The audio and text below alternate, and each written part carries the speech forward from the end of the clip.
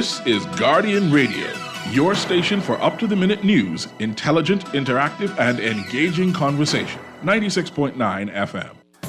The views and opinions of the hosts and guests are their own and do not necessarily reflect the position of the management and staff of Guardian Network.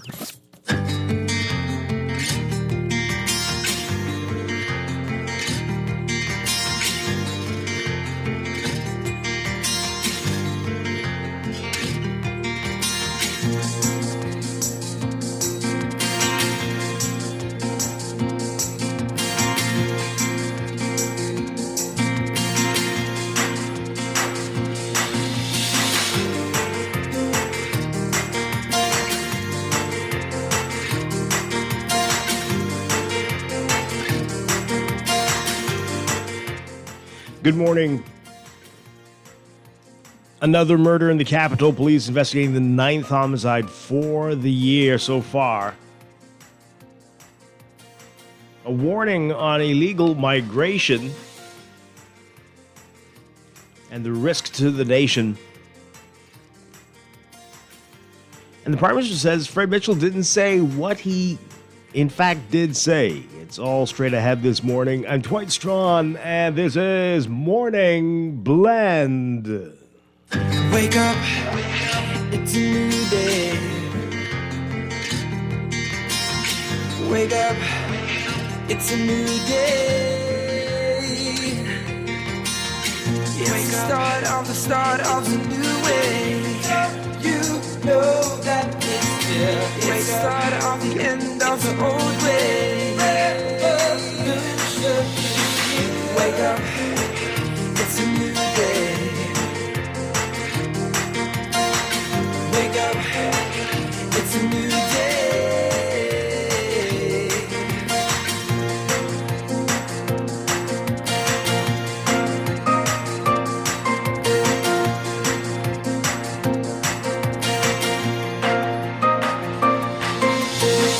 Wake up, it's a new day. Wake up, it's a new day. Wake up, wake up. Good morning again, Bahamas. It is Thursday, January 11th, 2024. This is Morning Blend on Guardian Radio 96.9. Again, I'm Dwight Strachan. In a moment, Laverne Gardner will be joining us. Also this morning, we're going to be getting a preview of the big concert this weekend, the Phil Stubbs and Friends concert this Saturday. We've got some special guests scheduled to be with us this morning to tell us all about it. That's coming up in our 8 o'clock hour. And a lot to talk about in business in our 9 o'clock hour as well. That's all straight ahead. But first, it's time for the overnight, the latest breaking news from while we're sleeping, and the top national and international headlines this morning.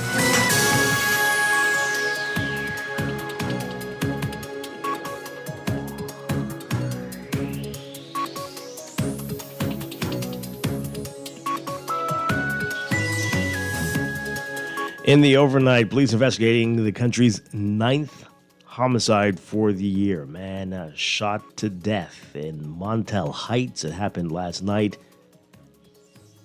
Police say the victim was taken to the hospital, but he did succumb to his injuries. More details expected on this morning.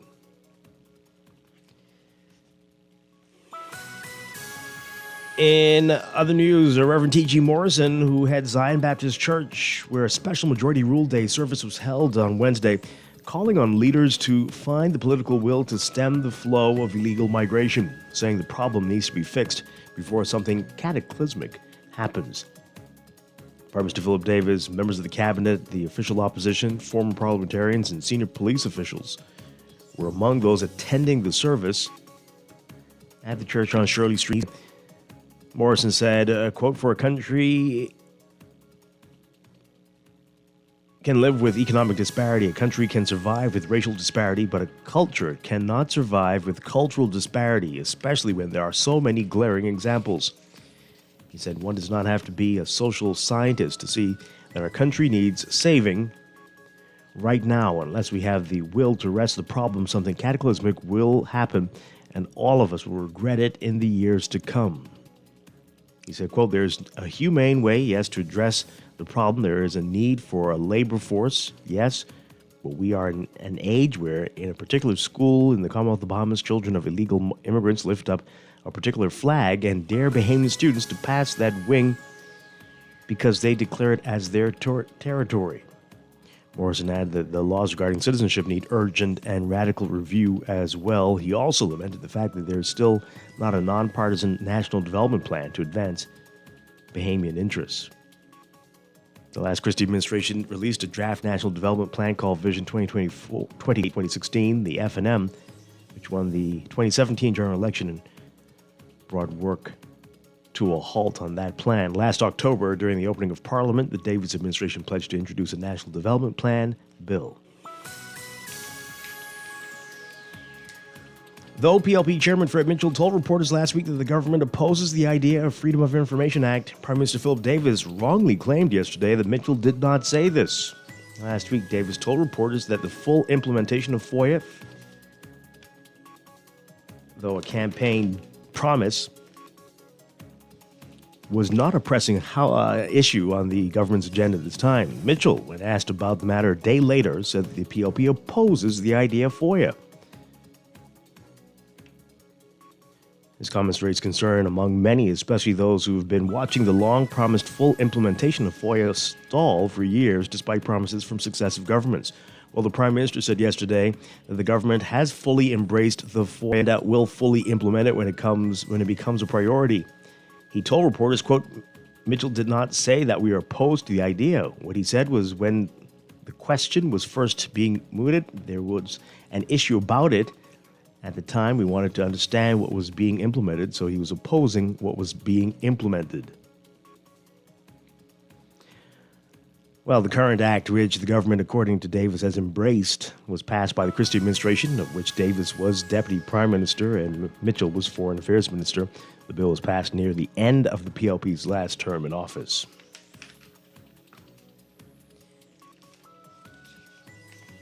Though COVID cases are again on the rise, Prime Minister Philip Davis says that there's no need to implement any restrictions to fight the virus. He said he invites Bahamians, though, to police themselves and keep yourselves safe and your neighbors safe. A 16-year-old boy denied injuring another teen during a fight near the mall at Marathon. The teen, who cannot be identified, appeared before Magistrate Algernon Allen Jr. causing harm. Prosecutors allege that the accused punched another teen in the face on November 30th, 2023, resulting in swelling. The teen was granted $1,500 bail and ordered to return to court on May 24th for his trial.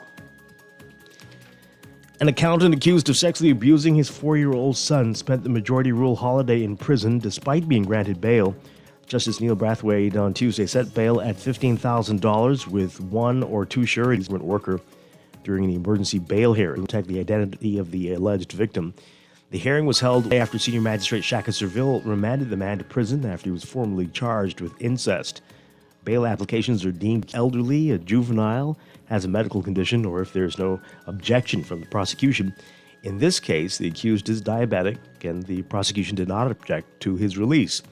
Prosecutors allege that the man penetrated the young child with his penis and finger on October 11th, 2023. The prosecutor asked the judge to prohibit contact with his son and other prosecution witnesses, in addition to requiring him to check in with police 3 times a week. The accused must check in at the Nassau Street Police Station on Mondays and Thursdays.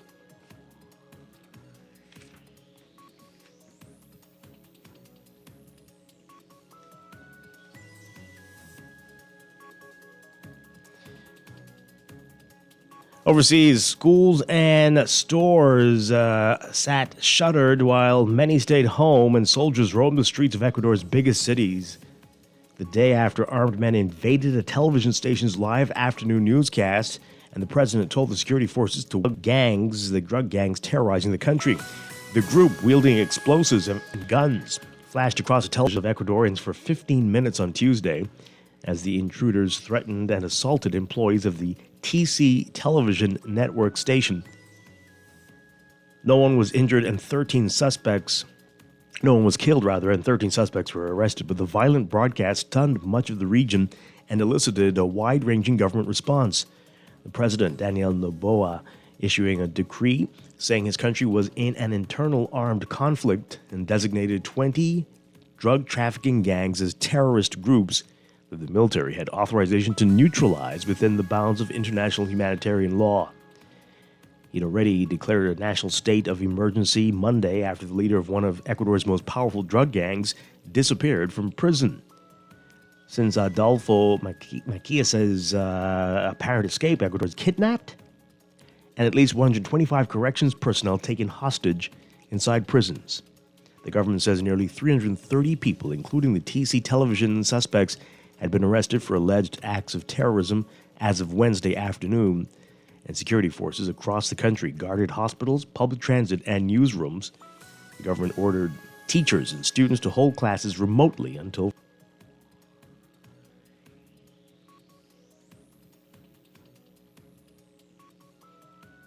And Guyana's government says it's seeking help from the U.S. to improve its defense capabilities amid fears that neighboring Venezuela might one day seize a disputed region in West is rich in minerals and oil. The announcement follows 2 days of talks among top Guyanese officials and the Deputy Assistant Secretary of Defense in the Western Hemisphere, who traveled to the South American country to discuss defense and security partnerships. The talks ended late Tuesday with Daniel Erickson saying that Guyana create a more organized and better equipped military in coming months. He did not provide further details. Erickson also said that security forces and specialized training teams have visited Guyana in the past year and will continue to do so in 2024. Erickson's trip comes just weeks after a century-old dispute over Guyana's Essequibo region deepened, with Venezuela holding a referendum in December to claim sovereignty over an area that represents 2/3 of Guyana. Tensions continued to worsen late last year until Guyana President Irfan Ali and Venezuelan President Nicolas Maduro met in the eastern Caribbean island of St. Vincent as part of an emergency mediation meeting organized by regional leaders to prevent further escalation. After the meeting, both sides agreed to refrain from using force, but the territorial dispute continues.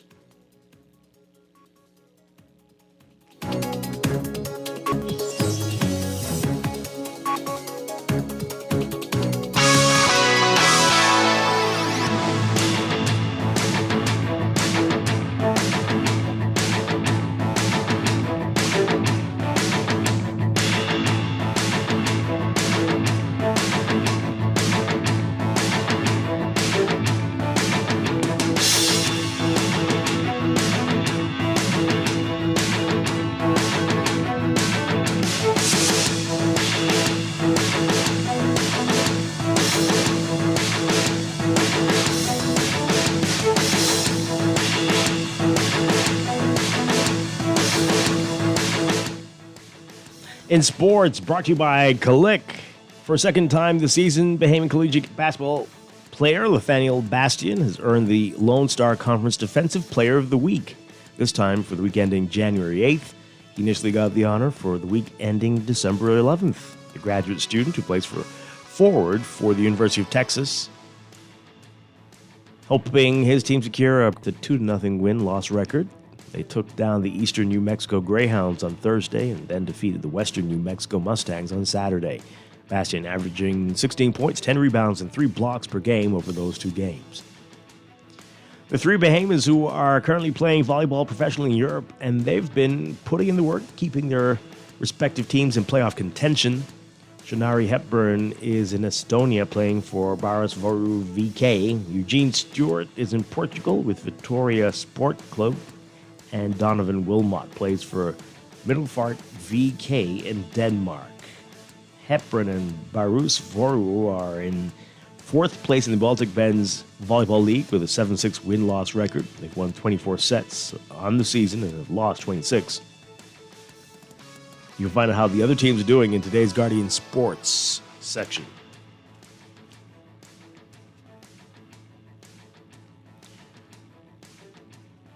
From the NBA, the East leading Boston Celtics holding off the West best. Minnesota improving to 18-0 at home. Jason Tatum scored 45 points, 14 of them in the 4th quarter, and another 12 in overtime to help the Celtics beat the Timberwolves 127-120. in a matchup of the two conference leaders.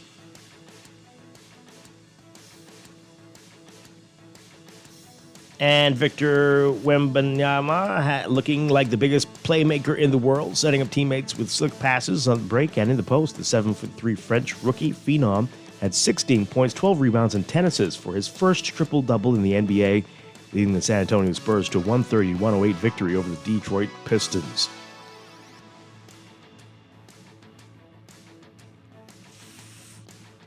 From college football, Nick Saban's coaching reign has come to an end. His dominance over college football will forever linger in lore, though. Saban, who won 7 national championships, more than any major college football coach, and turned Alabama back into a national powerhouse that shattered an AP poll record for most consecutive seasons at number 1, announced his Saban is saying in a statement that the University of Alabama has been a very special place.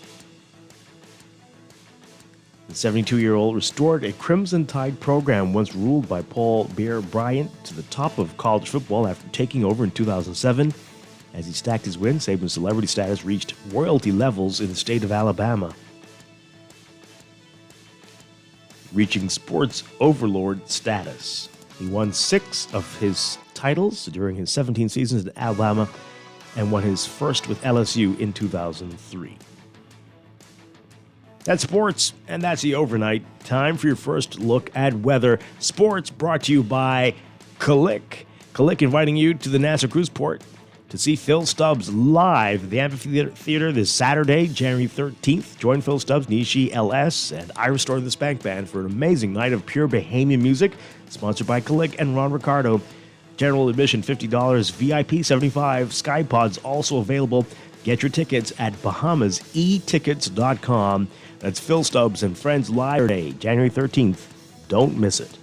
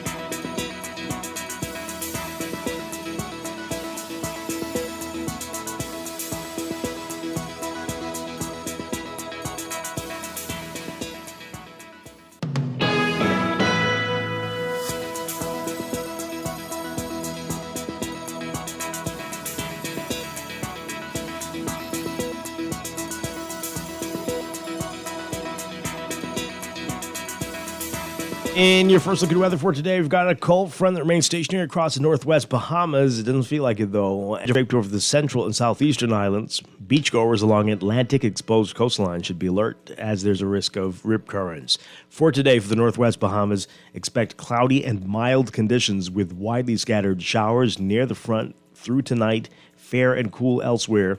Small craft should exercise caution. Winds light and variable occasionally, east to southeast at 10 knots or less, increasing to 10 to 15 knots tonight. Seas 1 to 3 feet, but building to 2 to 4 feet tonight, higher along Atlantic exposures. For the central and southeast Bahamas, partly sunny and mild with a passing shower.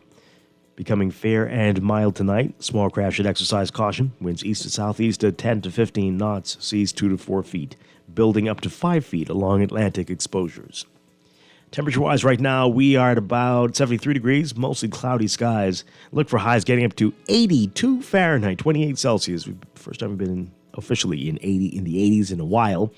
Overnight lows tonight getting down to a warm 72 Fahrenheit, 22 Celsius. That's your first look at weather this morning. We'll have your expect in just a bit.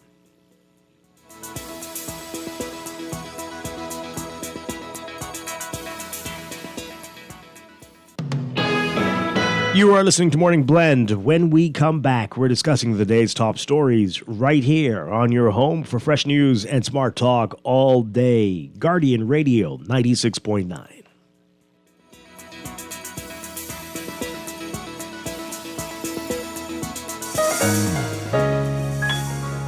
Struggling to repay your loan? Let us help you get back on track with payment terms that suit your situation and improve your credit score and credit report with the Bahamas Credit Bureau. Inquire about our restructured loans today. Call us at 356-7764.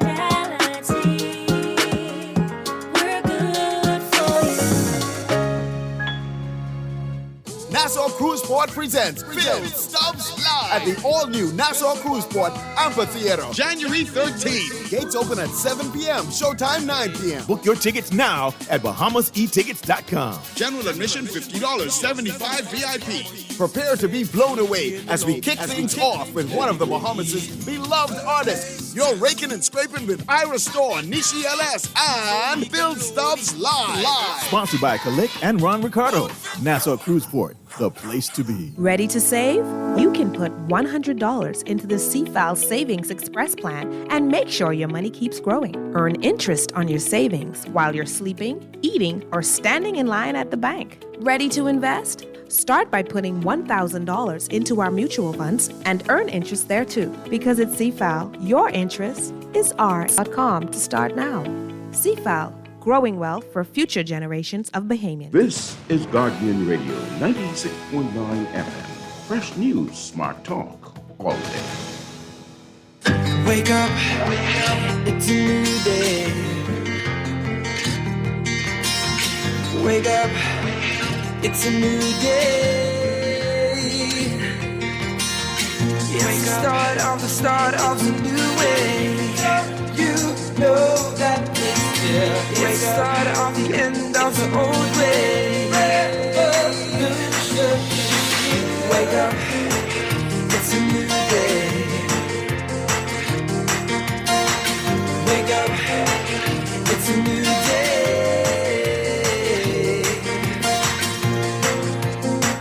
Welcome back to Morning Blend here on Guardian Radio 96.9. We are streaming live on GuardianTalkRadio.com and on the Guardian Radio app for smart devices. We're also on your televisions on Cable Bahamas Channel 969 and BTC Flow Channel 612 at 969 or Facebook.com/MorningBlend969. Text us on the Guardian Radio text line powered by BTC 4224796. 422-GR96. Standard text rate supply. Once again, I'm Dwight Strachan. Joining me now, Laverne Gardner. Laverne, good morning. Good morning. Hope you're doing well. Hope you had a wonderful majority rule day. I'm okay. I have a bit of a sore throat, but I'm okay. All right. I'm glad to have you with us as always. And Glad to be here. We've got a lot to talk about this morning. Coming up in our 8 o'clock hour, we're going to be getting details about the Phil Stubbs concert. That is this Saturday. It's here.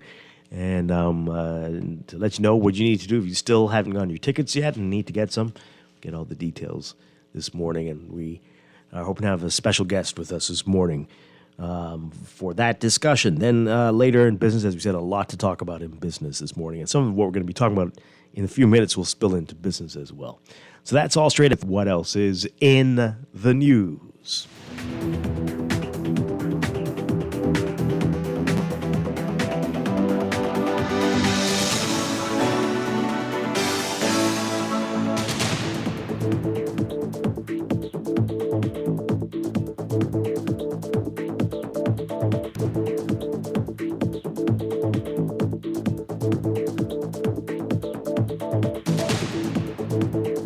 And in the news, before we get into some of the horrible stories that we'll have to talk about this morning, just want to say yesterday I had the privilege to attend a special showing. I think, Laverne, you've seen it already, of Gia Pierre's March On, The Story of Us. And I really can't think of a better way to have spent Majority Rule Day. That was just amazing performance and amazing production. And want to salute the entire cast and crew, and especially Gia Pierre. Just a wonderful job there. And I know this was sold out when it was here last month, but a special encore presentation yesterday, and it was truly very, very special. And and we've been talking about this a few times since Majority Rule Day was introduced, but I think something like that would be amazing. Every year, if you could have some sort of production that helps remind you about how, right? So that we don't lose sight of what we had I to think overcome. so. It would be amazing. Absolutely. Yeah. Absolutely. It's easy to, when you're living every day, to forget what has happened, Yeah. what we've accomplished, and to, because you're distracted by, of course, what's going on in the present.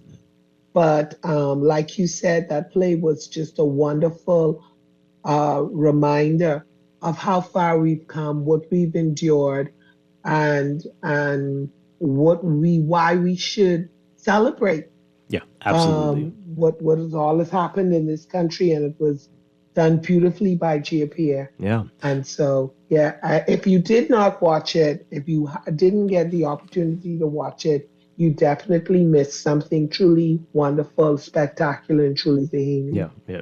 Quite a unique concept, just weaving Yes. in Bahamian history with a family story that I think a lot of people can relate to. Yes. A lot of us going through similar things in our families, and just really, really well done. So I salute JP, and I hope others will pick up the mantle. Maybe even Gia will do more. But yeah, maybe we can make this a thing. It's some interesting way, It's not like just you the said. usual ecumenical service, and that's great. Right. But something that can end the people as well with these, messages about why this is Right. important and why we It need was to keep this entertaining, up. but it was also educational. So we can dare use the word. It was what? Edutainment? right. Yeah. Yeah, but it really was. Yeah. So And I know when we attended, there were a lot of parents who brought their children out to see it because it was a wonderful way to give them, a view of our history. yeah, And it was just a great way to Absolutely. do it. So beautifully Absolutely. done. And so hats off to Chia and to all of her team, production, and of course the actors. yeah. Hats off to all of them. Everybody. So again, let's see if we can make this a thing. Yes, Right? every year. Every year. Majority rule day, we should have some sort of focus, like you said, not just the ecumenical service, but have something of that nature. Yeah, on the 9th and the 10th. So let's see. And of course, it's time to remind folks, 242 Day, that was not just a one-off fluke thing. We want to make that an annual event. And February 24th, to celebrate the Bahamas with our unique area code 242, the 24th of February, and that's coming up. So get your ideas together. How are we going to celebrate that this year? It falls on a Saturday this year. So that means even... So that meaning we have the least- whole, it's like you will be constrained maybe because it's in the week, but there's no excuse. You got at least Let's 3 figure days out now. what we're going to do. You can Friday at work, Saturday on the day, Sunday, keep it going, right? Plan something big for Saturday. I know people were saying last year there should be maybe a festival, a fair, and they were looking to me to plan it. I don't know. But somebody, come on, think of it. February 24th, let's do something big. Big, many big things. Many big things. We've got a little over a month and a half to go. February 24th. This year, 242 Day, so don't forget. So, while all of that was nice, here we go again. Can we just stay right there? I wish. I know, right? I wish. But, I was talking to somebody yesterday who said, things got a little quiet. Maybe we've finally broken the back of that homicide murder thing. I'm like, don't say anything else. You're going to jinx it. And here we go. Last night, another murder here in Nassau. Wow. So, we got the news from the police after 10 o'clock. And they're saying that they received reports of a man being shot in the Montel Heights area. The victim was taken to the hospital.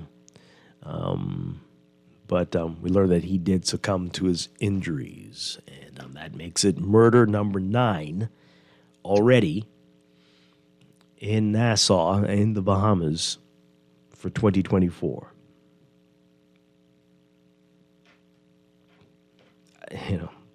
What more can we say about this? I don't know. I just want to say I don't know where to go with this. We're reporting it. What can we say? I'll say one thing. It is time to really go crazy and crack down on everything. Everything. Just yesterday, I think I saw 5 people riding motorbikes without helmets. Right. Nobody cares. It's just like, this is insane. We need to crack down. People running the light, turning right on red. Mm-hmm. No regard for any of the laws or rules in the country. Make the CCTV, if it's a thing, actually work. Everybody, including myself, if you see me breaking the law, tickets, whatever it is, do it. And if they're not paying the tickets, after so many strikes, you're out. You're done. Too bad. No excuses. We have to send messages that we are serious. We have to. This is it. You know, we talk about it all the time. We talk about how upsetting it is. It's incredulous. We're all in, but here we still are. What is it? What is it? How do we get to the heart of why it appears that it is so easy for an individual to take someone else's life? We can do all of those things that you say we can do, but how do we get people to value life? Yeah. Yeah, well, that's going to be a big project, and I think we know what we need to do. We hear it all the time. We have to go deep into these homes. Apparently people need us to raise their children. I guess we're going to have to do that. And we're going to have to do something. Yeah. Because remove the problem parents, get them out of these toxic environments. Right. Remove the children. Yeah. You know, why are we so violent? Why are we so violent? That's what we're saying, but it's going to take something radical, and it's time to start. Yeah. Yesterday. You have to start somewhere. Yeah. You have to start somewhere. So don't get me wrong. I'm not, against what you're saying. We have to start somewhere, be heavily policed, but perhaps we are getting to that place where that's what's going to have to happen, unfortunately. If you've got another plan, folks, give us a call. We want to hear from you. 323-6232. 325-4316. 325-4259. Toll free.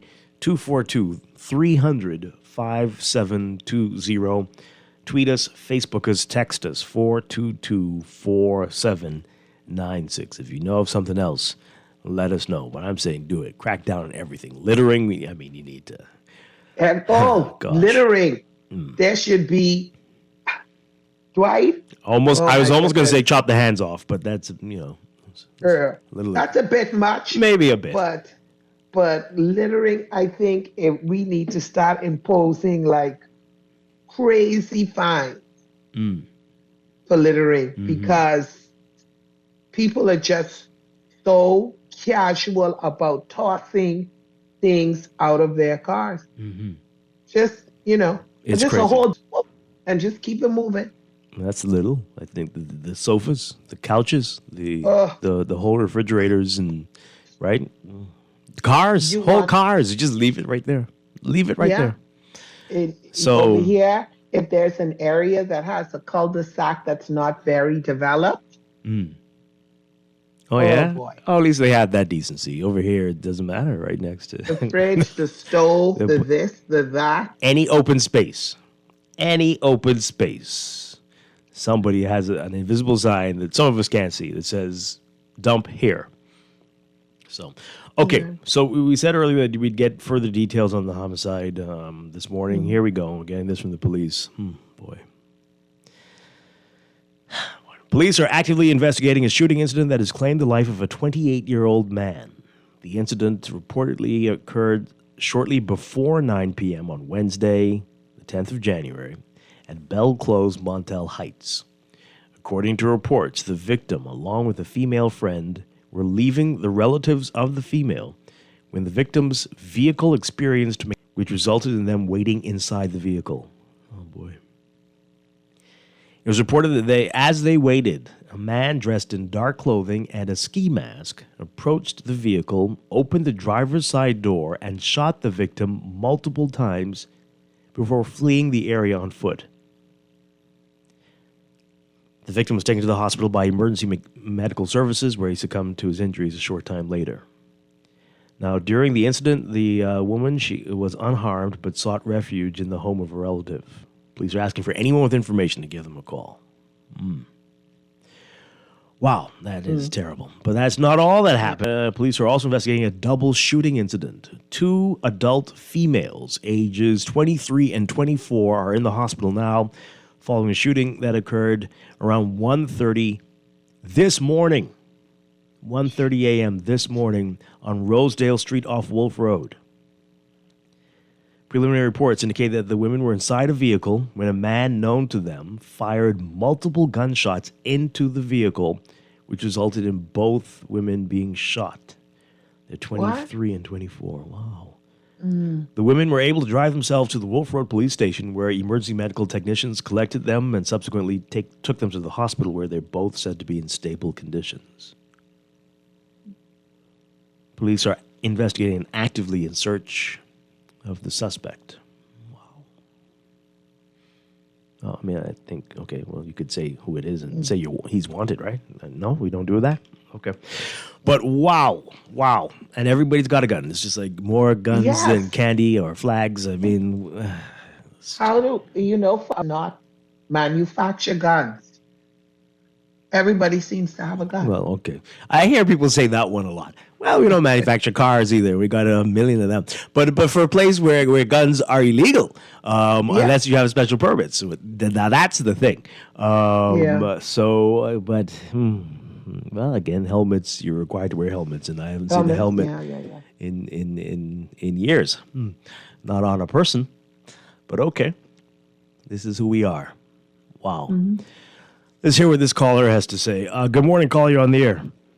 Good morning to y'all. Good morning. How y'all doing? Doing as well as we can be. Yeah, I'm dealing with this cold here in Florida. Hey, like I was saying, man, me and my girlfriend had the same argument the other day. So I said it all starts in the home. These parents know these criminals. They living, eating, and sleeping, and these people home, and they don't turn them in. But anytime people don't want to talk until crime hit them in the face. She told me, I tell her, if they find you having illegal guns and stuff in the house, hit them in the fire or something like that, and lock them up. She told me, you mean you lock up a grandmom? I said, yeah, they know we are part of the problem. You know what I'm saying? It starts at the home. You think I could have lived in my mama's house and doing craziness?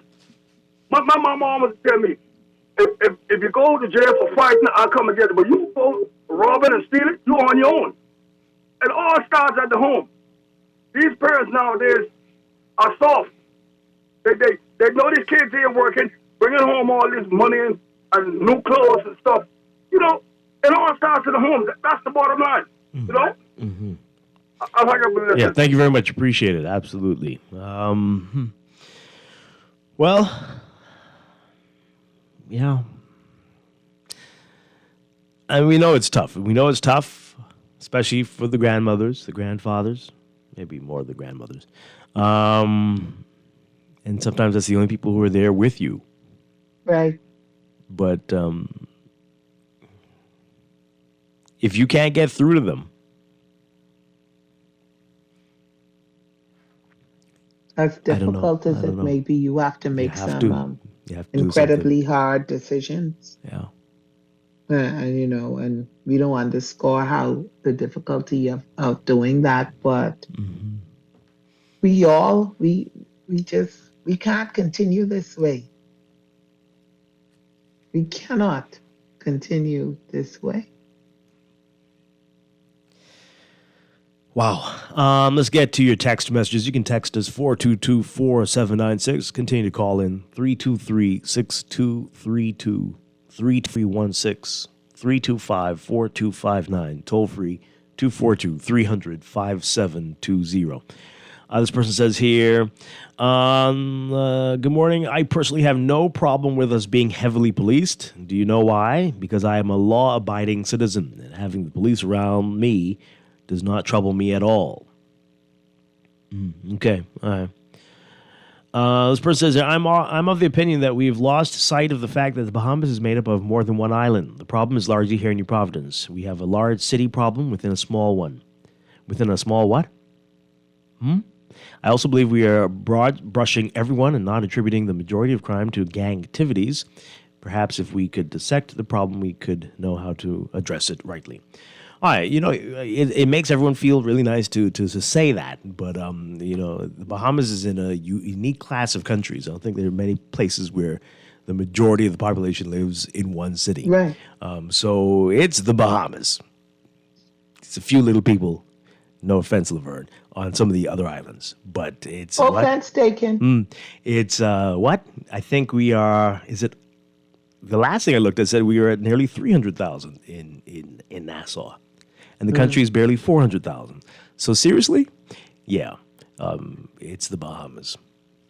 Yes, it all is happening in Nassau and on New Providence, but right here. That's where they live. So the Bahamians are here. Most Bahamians live in New Providence. So if you want to tell people, oh yeah, you got to go where people aren't to be safe from murder, that makes you feel good? Go to an uninhabited island and you won't be murdered. Otherwise, yeah, the Bahamas is a problem. Okay, well then there we go. We'll tell everybody that. But hey, anyway, this person says, you're talking about litter. Trucks drive all over the island with uncovered garbage that falls off. This is an offense that all trucks can travel with garbage. They need to make this a law that they should be covered. It might already be a law. We've got tons of laws that just aren't being adhered to. Yeah. This contributes to our filthy environment. Yep, you're right. Another one here, driving infractions and points against your license until it is lost. This is a recommendation. In possession of an automatic weapon, penalize you as intent to commit murder. I agree with that. Trafficking weapons, prosecute you the same as conspiracy to commit murder. Same for drugs. Harboring known criminals, fines and jail time. Get the camera systems up and with actual monitoring. I recently had a couple of family and friends reach out to me for support in getting new jobs. All but one do not take responsibility seriously. The denied people haven't spoken to me since, and I'm okay with that because my name and integrity have to count for something. We won't see change until people take their roles in facilitating foolishness seriously. Completely support what you're saying, texter. Yep. Okay. This person says here, Dwight, all I want to hear is when these politicians will pass a law that these criminals will receive the death penalty by lethal injection. That's all I want to hear, and I wish someone will advise the process to get started, advise when the process gets started and implemented. Okay, well, please advise if you know how we can, as a people, come together to make that happen. I'm sick of hearing hanging. We know that's never going to happen, so stop bringing up that stupid suggestion. So you think it's the method of execution that has been the problem for the Bahamas, the barbaric hanging, and if we move to something else, it would change? Unfortunately, that's not it. But I agree with you, hanging is ridiculous. We need to stop that. But the country doesn't seem to be, well, the powers that be don't seem to be interested in executing anyone at all. Not officially. And yeah. Anyway. No. Okay. Unofficially, it seems to be a different story. But yeah. So yeah, you're gonna be waiting for that for a long time. Unfortunately, texter, or some would say fortunately, as they point to a flawed judicial system and investigation system with the police, and so they say that you never can be sure if you've got the right person. Although the gunmen around here seem to be very sure. Right. They don't hesitate. No. They are always clear on who their target is.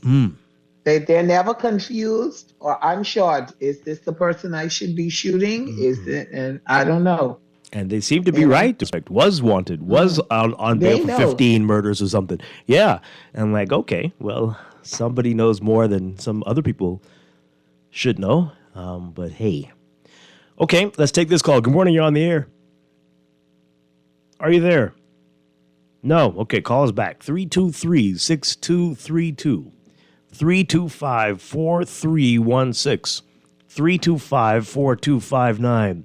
Toll free 242-300-5720. All right. Yeah, this person says that we don't need a crackdown. We need the police to do their job. It's illegal to run a red light, but people do it with impunity because they know no policeman is checking. We need the commissioner to do his job. If an officer has to stand on a corner with a camera, we'll do it. You need to restore a sense that all laws need to be obeyed.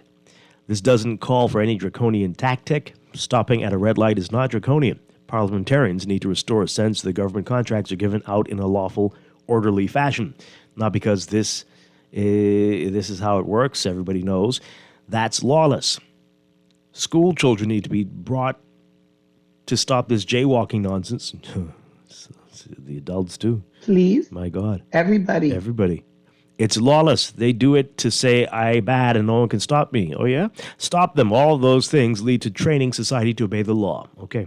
I hear you and I agree. Yeah. Okay. This one says, Dwight, like I always say, this island's only 21/7. Put cameras on most of these lampposts and we could see the crime and track the criminals to their house. But the lawmakers or enforcers are also breaking the law, so they don't want that. Wow. Let's take this call. Good morning, caller. You're on the air. Good days. This is Strachan, voice along with you and Dwight. Dwight. Hi. Morning. We need justice, law, and order in the Bahamas here. I've listened to people, right, talk. Most people try to be political correct. The thing is, what's killing us is greed.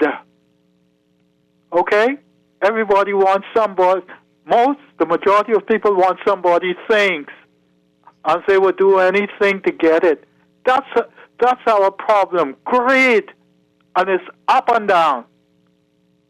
Okay? If we could fix that situation, we will be a better country. You know, sometimes my mind goes back of when I could have seen, right, when I was growing up. You know what I'm saying? Man, we had a beautiful country. We could go any place, walk any place, any hour of the night, sleep any place. You could sleep on the sidewalk and nobody would bother you. Well, I would hope that would not. I'm telling you. I mean, okay. It's greed killing us. Boy. Okay? I hear you. Okay, thank you. Well, sleeping on the sidewalk, eh? Okay. Well, not literally. But, but we get the point, right? Well, people sleeping on the sidewalk. I'm seeing a lot of that. I'm seeing that every day. And no one bothers them, I can tell you that. But, okay. Good morning, caller. You're on the air. Hi. Hello, you, Miss Despawn. Hi, good morning. And to your guest. Good morning. I just wanted to say something. Y'all need to come downtown and look at who's going on those buses to work and coming from it.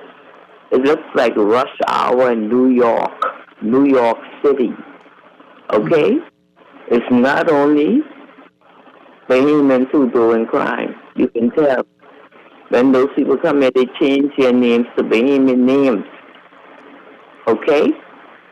It's not only Bahamians. You have a lot of the foreigners lately coming by the thousands and no one is paying attention, okay? We need our government, our prime minister to do something about that. They're no longer coming on the rickety boat. They're coming by plane. We need our government to pay attention, putting everything on Bahamians. We have stores, Haitian stores all over the community. Okay, they have no cash register. They're doing us they like. They're not paying value-added tax. They're using calculator. And the price is crazy, extremely high.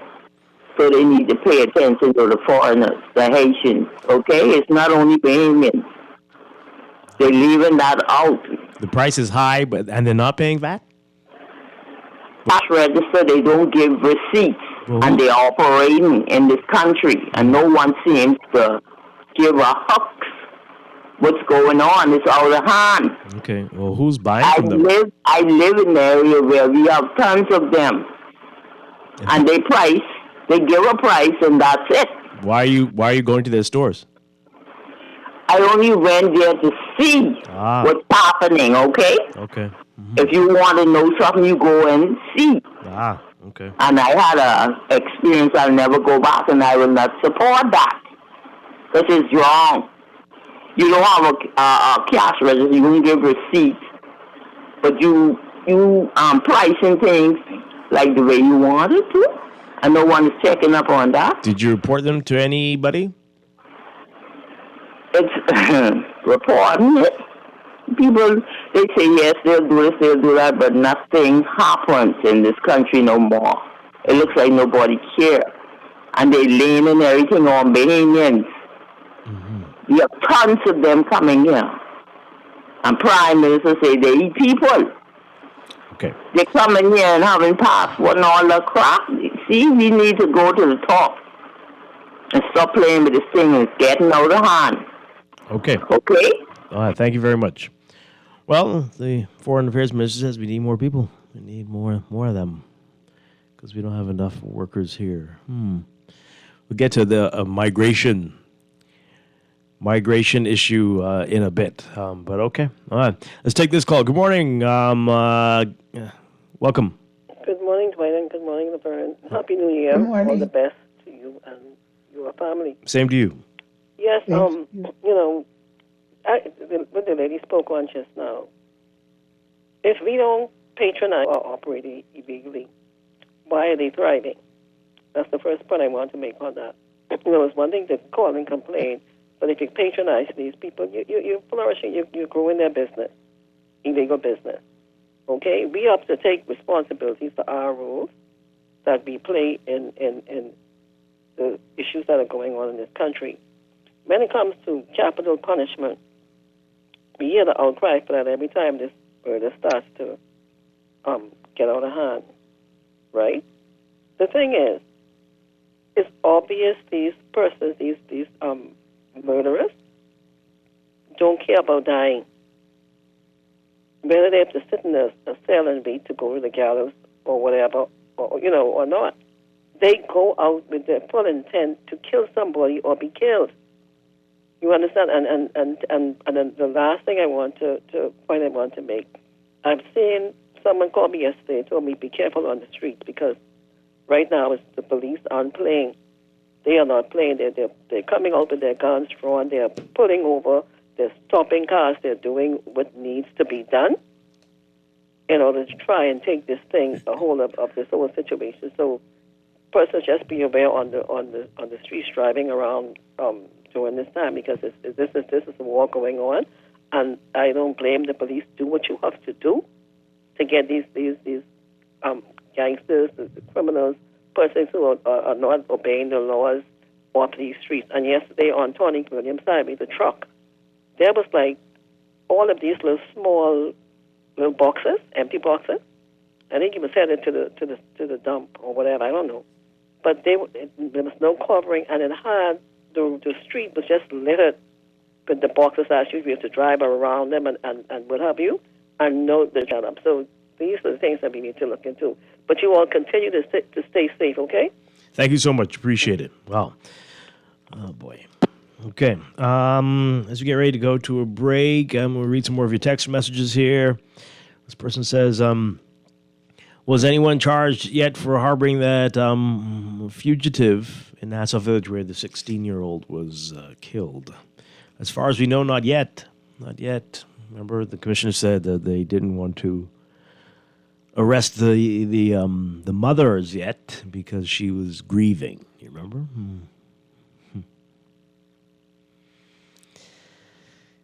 Boy. It's irrelevant that most people live here. Painting every island as violent is a disservice to other well-inhabited ones. Which ones are those? It can affect tourism and foreign investment. I don't think anyone is doing that, right? Okay, they still most of them got to fly through here to get to those places. But I don't think everyone's saying that. I mean, the majority of the population is there. You want them to say everybody just say Nassau only. Okay. Well, hey, that makes you feel good. Okay.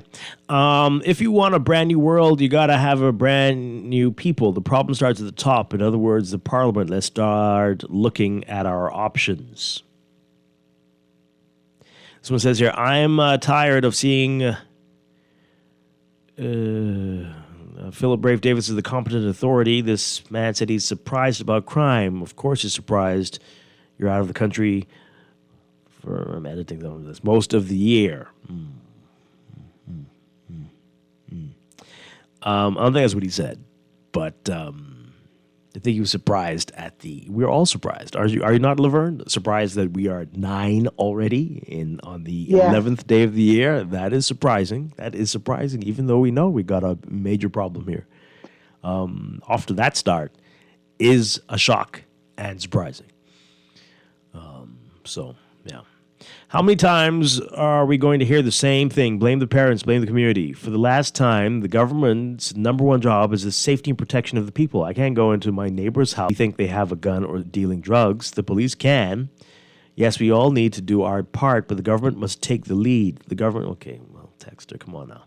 We're talking about the root of the problem. Right? What's wrong with your neighbors, right? Did you report to your neighbors? So did you call the police on your neighbors? Did you, if you suspect this? I mean, that's really like, and can you do that? Do you really know for sure? And so what do you want them to do? Just go in and start searching everybody's house?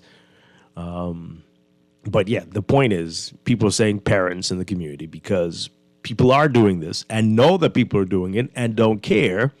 Right. And so that's a big problem. So you will be very tired. If we policed ourselves, right, to a certain extent, if we know of, suspect, whatever, and we begin to report it, if we do not patronize those businesses that we know are running illegal operation, if we know that, as difficult as it may be, a family member maybe has a gun, has drugs, we take it upon ourselves to report these incidences. It helps, right? Mm-hmm. It's a part of the solution, rather than turning a blind eye. Absolutely, because people are going to keep saying it, because that is the issue. This is the number one part of the problem. But everyone has a role to play, including the police, of course. But something has broken down in our homes, very much so. And things that weren't tolerated a while ago are almost celebrated in many places today.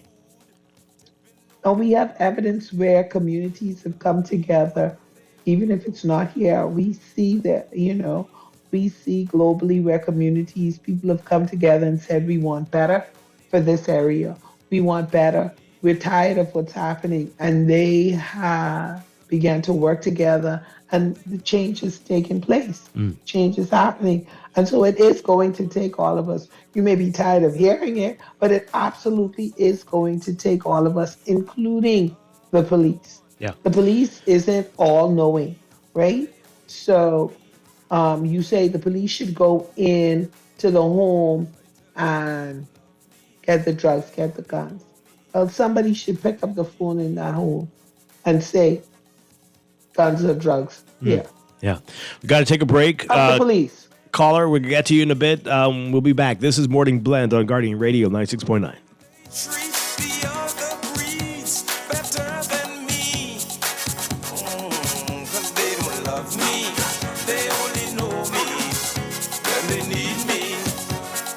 This is Guardian Radio 96.9 FM.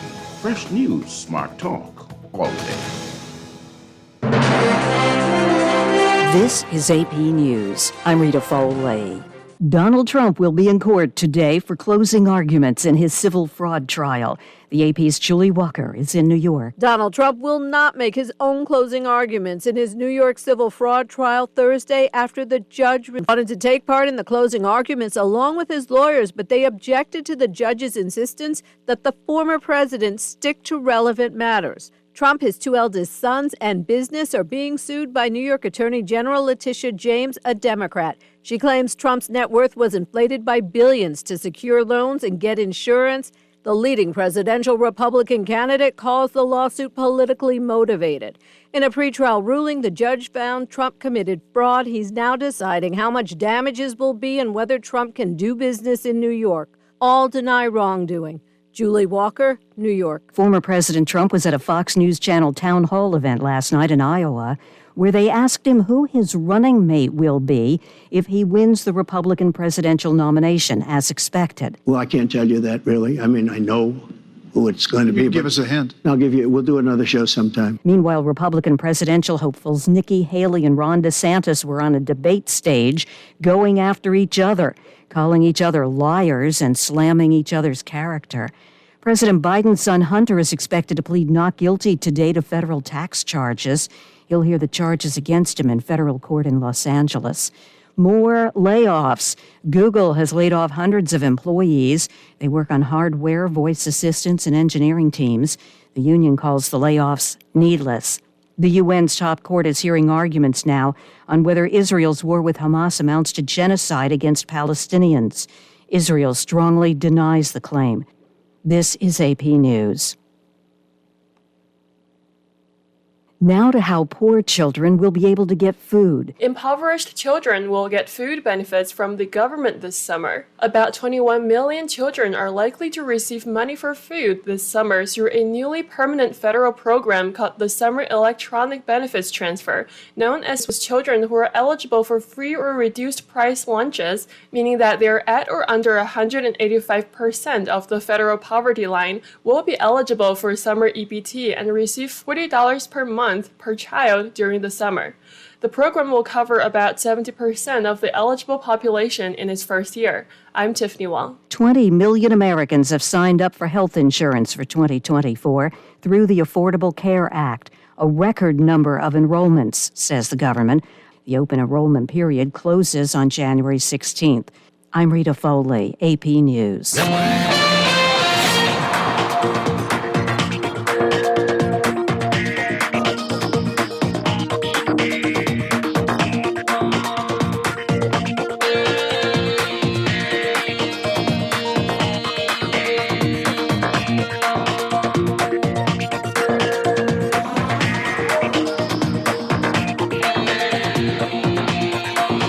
It's time for your first good traffic on this Thursday morning, brought to you by RBC. Learn more at rbc.com/Caribbean. All right, so in your real-time traffic this morning, as usual, your hot spots, Milo Butler Highway, heavy traffic from well south of the Fire Trail roundabout straight up to Tonic Williams-Darling Highway roundabout. That's in the northbound lanes there. And over on Blue Hill Road, also busy for you near St. Vincent Road and near Blue Hill Road, especially in the northbound lanes, and especially north of Soldier Road on the way to the roundabout with Independence Drive. Independence Drive backed up quite a bit westbound toward that same roundabout. East Street also busy for you just north of Soldier Road, also north of Sapodale Boulevard, northbound. You're going to be seeing some slow-moving traffic there. Road still busy for you just north of Fire Trail on the way to the roundabout with JFK and Bahamar Boulevard. Some building traffic on Carmichael westbound to Coral Harbor Road. And then in eastern New Providence, you've got heavy traffic on Eastern Road from just west of San Souci to about Johnson Road. That's westbound. And Prince Charles Drive, heavy traffic at the major intersections like Elizabeth Estates and Foxhill Road. Foxhill Road busy for you as well, northbound heading toward that intersection. And then on the way to Beatrice Avenue, and especially to Soldier Road and between Soldier and Old Trail, Robinson Road. Doesn't look like you're moving much at all there. That's what we're seeing right now. We'll have another update for you after the 8 o'clock news. Morning Blend Traffic brought to you by RBC. Visit rbc.com/Caribbean for more information.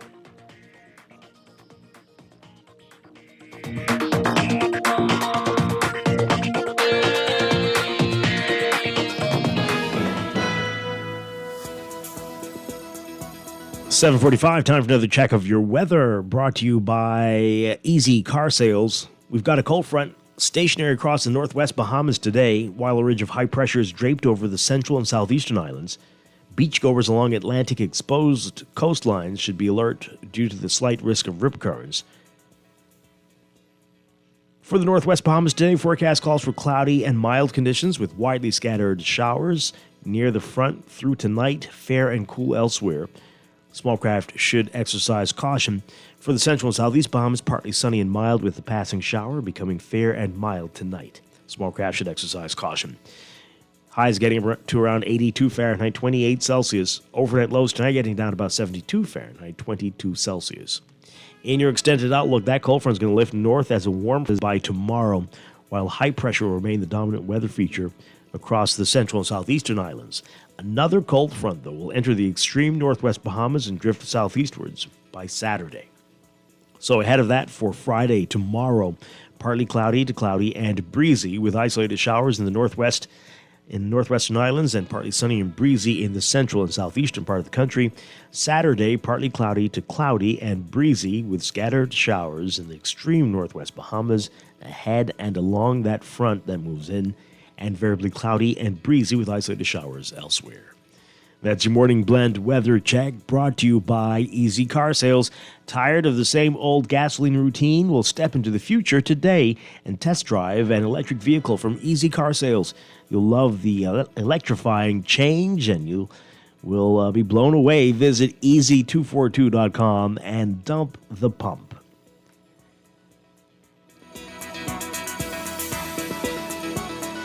Whether you're looking for your first or new home or even using your existing home as equity, RBC understands that your journey to home ownership is unique and your mortgage financing should reflect that. That is why at RBC we have dedicated mortgage specialists that provide sound advice and helpful solutions to make your dream home a reality. Best of all, the RBC mortgage team is mobile, flexible, and will meet you almost anywhere. Visit rbc.com/take 60 seconds to connect with an RBC mortgage specialist.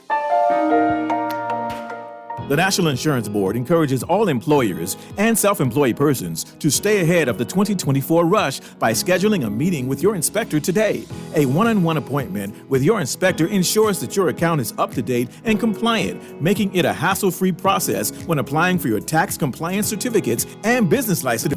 Stay ahead, avoid delays. Keep your business thriving. Contact your inspector now. Your success is our priority. Screws and Fasteners World, Balfour Avenue and Palm Beach Street, has those hard-to-find fasteners for you right now.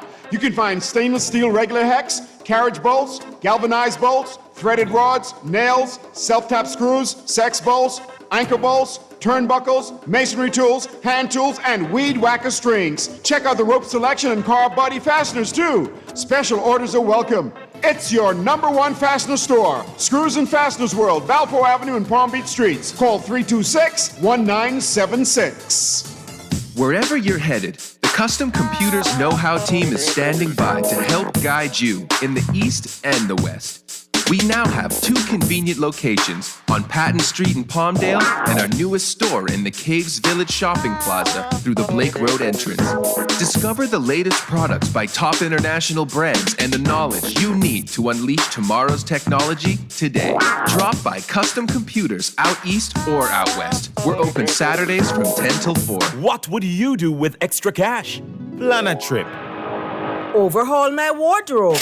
With CIBC First Caribbean, you can get comfy with savings on your mortgage costs. Buy or build your home or switch your mortgage to us and get up to US $1,000 off the loan application fee. Up to US $2,000 off home insurance. With up to US $10,000 towards switching costs, your pockets will be comfy too. Visit CIBCFCIB.com/get comfy for more information. Conditions apply. There's a new electric vehicle in town. The Jack brand of SUVs, trucks, sedans, and commercial vans, available only at Easy Car Sales, home of the folk. For a powerful, smooth ride at a fraction of the cost to drive, leave the pump behind and hit the road with Jack. Visit easy242.com to see our brand new Jack models and drop into Easy Car Sales for a test drive.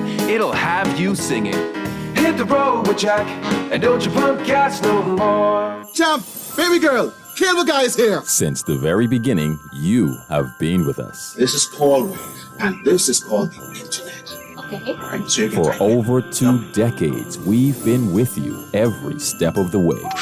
Weebo is total class. Look at her go. She's in front. Hi, fellow behaviors. I'm Preston. So, yeah, times may have changed, and so have your needs as our valued customers. But some connections stand the test of time. Rev, we're with you. What would you do with extra cash? Plan a trip. Overhaul my wardrobe. With CIBC First Caribbean, you can get comfy with savings on your mortgage cost. Buy or build your home or switch your mortgage to us and get up to US $1,000 off the loan application fee. Up to US $2,000 off home insurance. With up to US $10,000 towards switching costs, your pockets will be comfy too. Visit CIBCFCIB.com/get comfy for more information. Conditions apply. This is Guardian Radio 96.9 FM. Fresh news, smart talk. All day.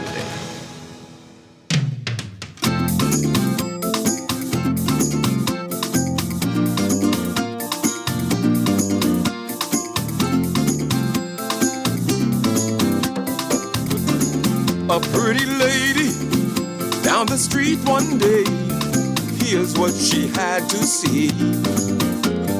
Life's been unkind in so many ways.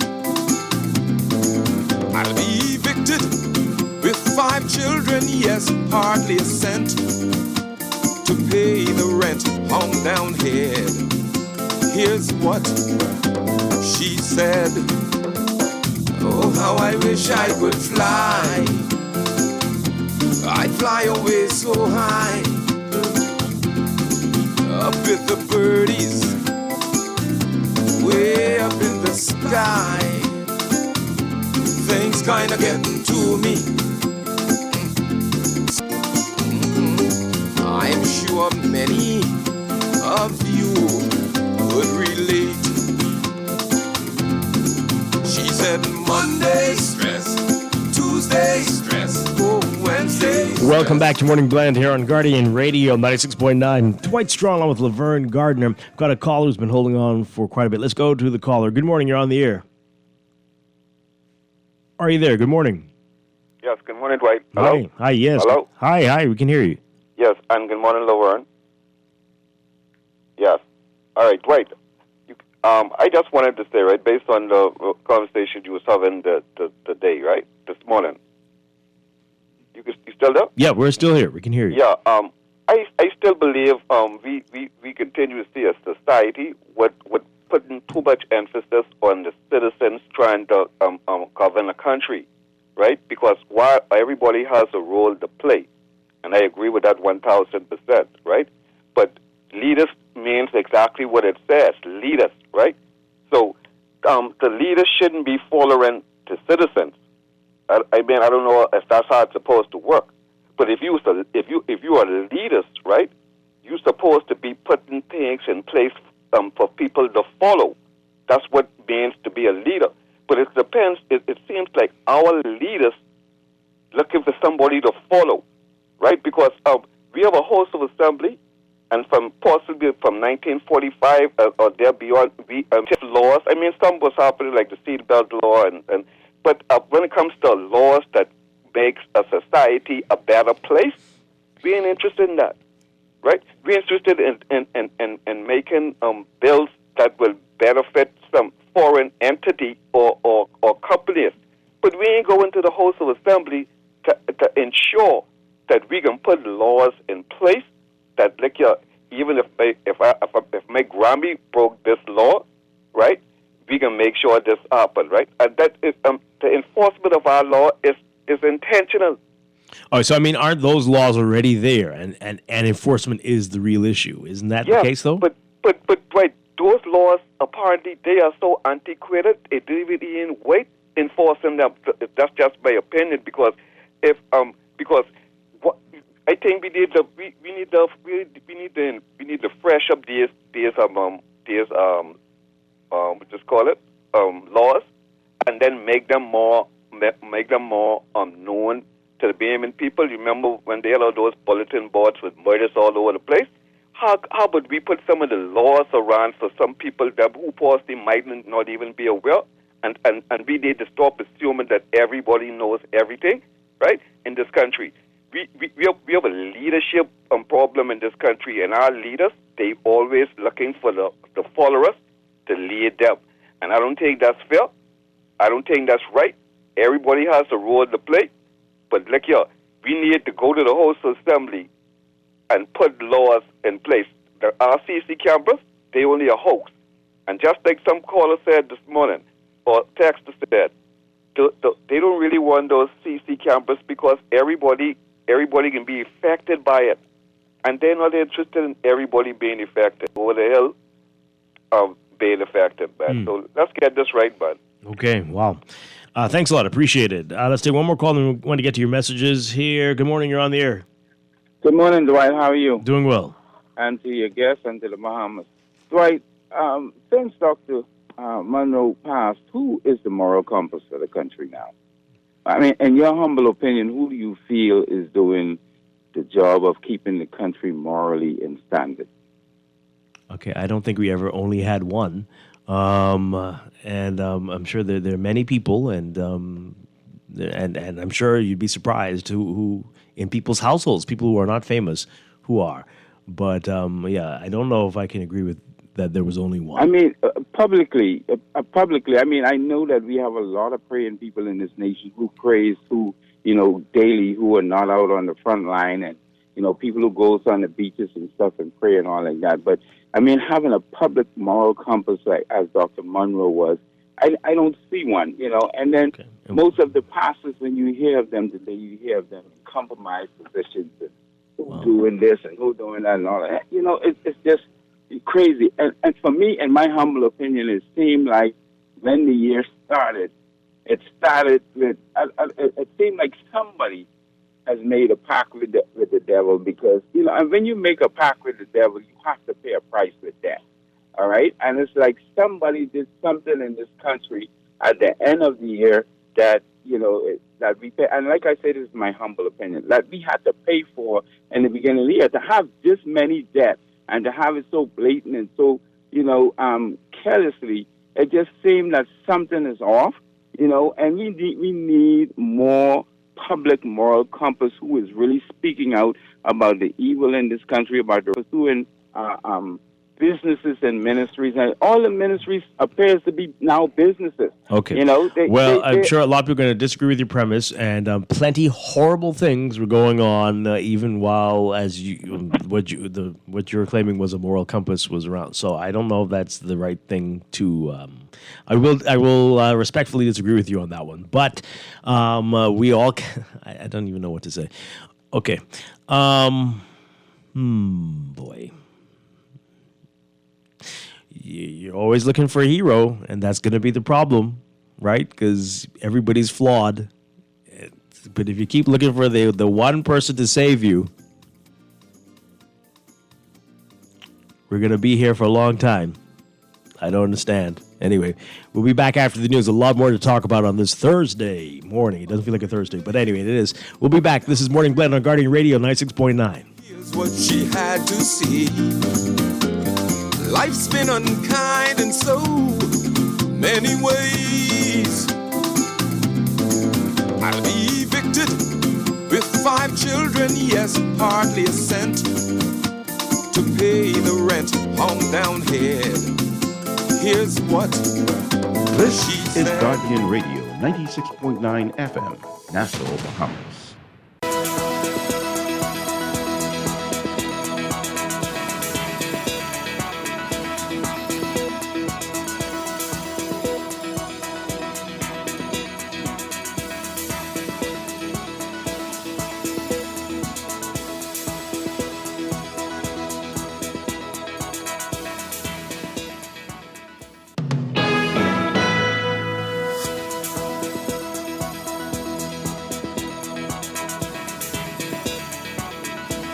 Welcome back to Morning Blend here on Guardian Radio 96.9. We are streaming live on GuardianTalkRadio.com and on the Guardian Radio app for smart devices. We're also on your televisions on Cable Bahamas Channel 969 at BTC Flow Channel 612. You can tweet us at Morning Blend 969 or Facebook.com/Morning Blend 969. Text us on the Guardian Radio text line powered by BTC 4224796. Standard text rates apply. And now at 8:18, it is time for another check of your weather for today, brought to you by Sherwin-Williams Paints. We've got a cold front stationary across northwest Bahamas, while a ridge of high pressure is draped over the central and southeastern Bahamas. Beachgoers along Atlantic exposed coastline should be alert due to the risk of rip currents today. For the northwest Bahamas, look for cloudy and mild conditions with widely in the area of the front through tonight, fair and cool elsewhere. Small craft should exercise caution. For the central and southeast Bahamas, partly sunny and mild with a passing shower, becoming fair and mild tonight. Small craft should exercise caution. Temperature-wise today, we're looking at highs getting up to around 82 Fahrenheit, 28 Celsius. Overnight lows tonight getting down to about 72 Fahrenheit, 22 Celsius. In your extended outlook, we've got that cold front's going to lift north as a warm front and then move away from the Bahamas by tomorrow, while high pressure will remain the dominant weather feature across the central and southeastern islands. Another cold front will enter the extreme northwest Bahamas and then drift southeastwards on Saturday. So for Friday, tomorrow, partly cloudy to cloudy and breezy with isolated showers in the northwest and partly sunny and breezy with a passing shower in the central and southeastern islands. Saturday, pretty much the same, partly cloudy to cloudy and breezy with scattered showers in the extreme northwest Bahamas ahead and along that frontal boundary as it moves through. Variably cloudy and breezy with isolated showers elsewhere. That's your morning blend weather check, brought to you by Sherwin-Williams Paints. Sherwin-Williams Paints has got you covered for all your painting and equipment needs. Visit Sherwin-Williams Paints online or in-store today.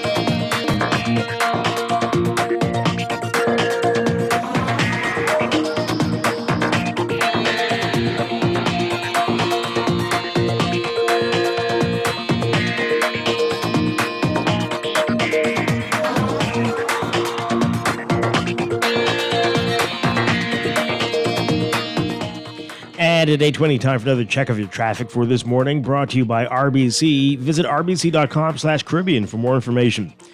All right, so a couple of things to remind you about. Today is the opening of the legal year, so there are going to be some road closures. That's already started. That started from this morning. So in preparation for the ceremony downtown Nassau, beginning at midnight this morning, George Street has been closed to vehicular traffic, and there will be no parking on these streets. George Street, both sides, Parliament Street between Shirley Street and Woods Rogers Wharf, and then there's reserved parking on Bank Lane between Shirley and Bay Streets. So parking for cabinet ministers will be Parliament Street North, adjacent to Scotiabank, and members of Parliament, parliamentary secretaries and senators will be provided parking at Parliament Street South, adjacent to the House of Assembly. Parking for senior government officials and committee members will be at Royal Victoria Gardens, and justices of the Court of Appeal and Supreme Courts will be provided parking. So keep that in mind. If you're in that area today, you might want to avoid that area if you can. And then it's a big weekend. We've got Marathon Bahamas this weekend, and that's going to mean some diversions and things you need to be aware of for Sunday. We'll tell you more about that tomorrow in traffic, but keep that in mind this weekend. There's going to be a lot happening on the streets.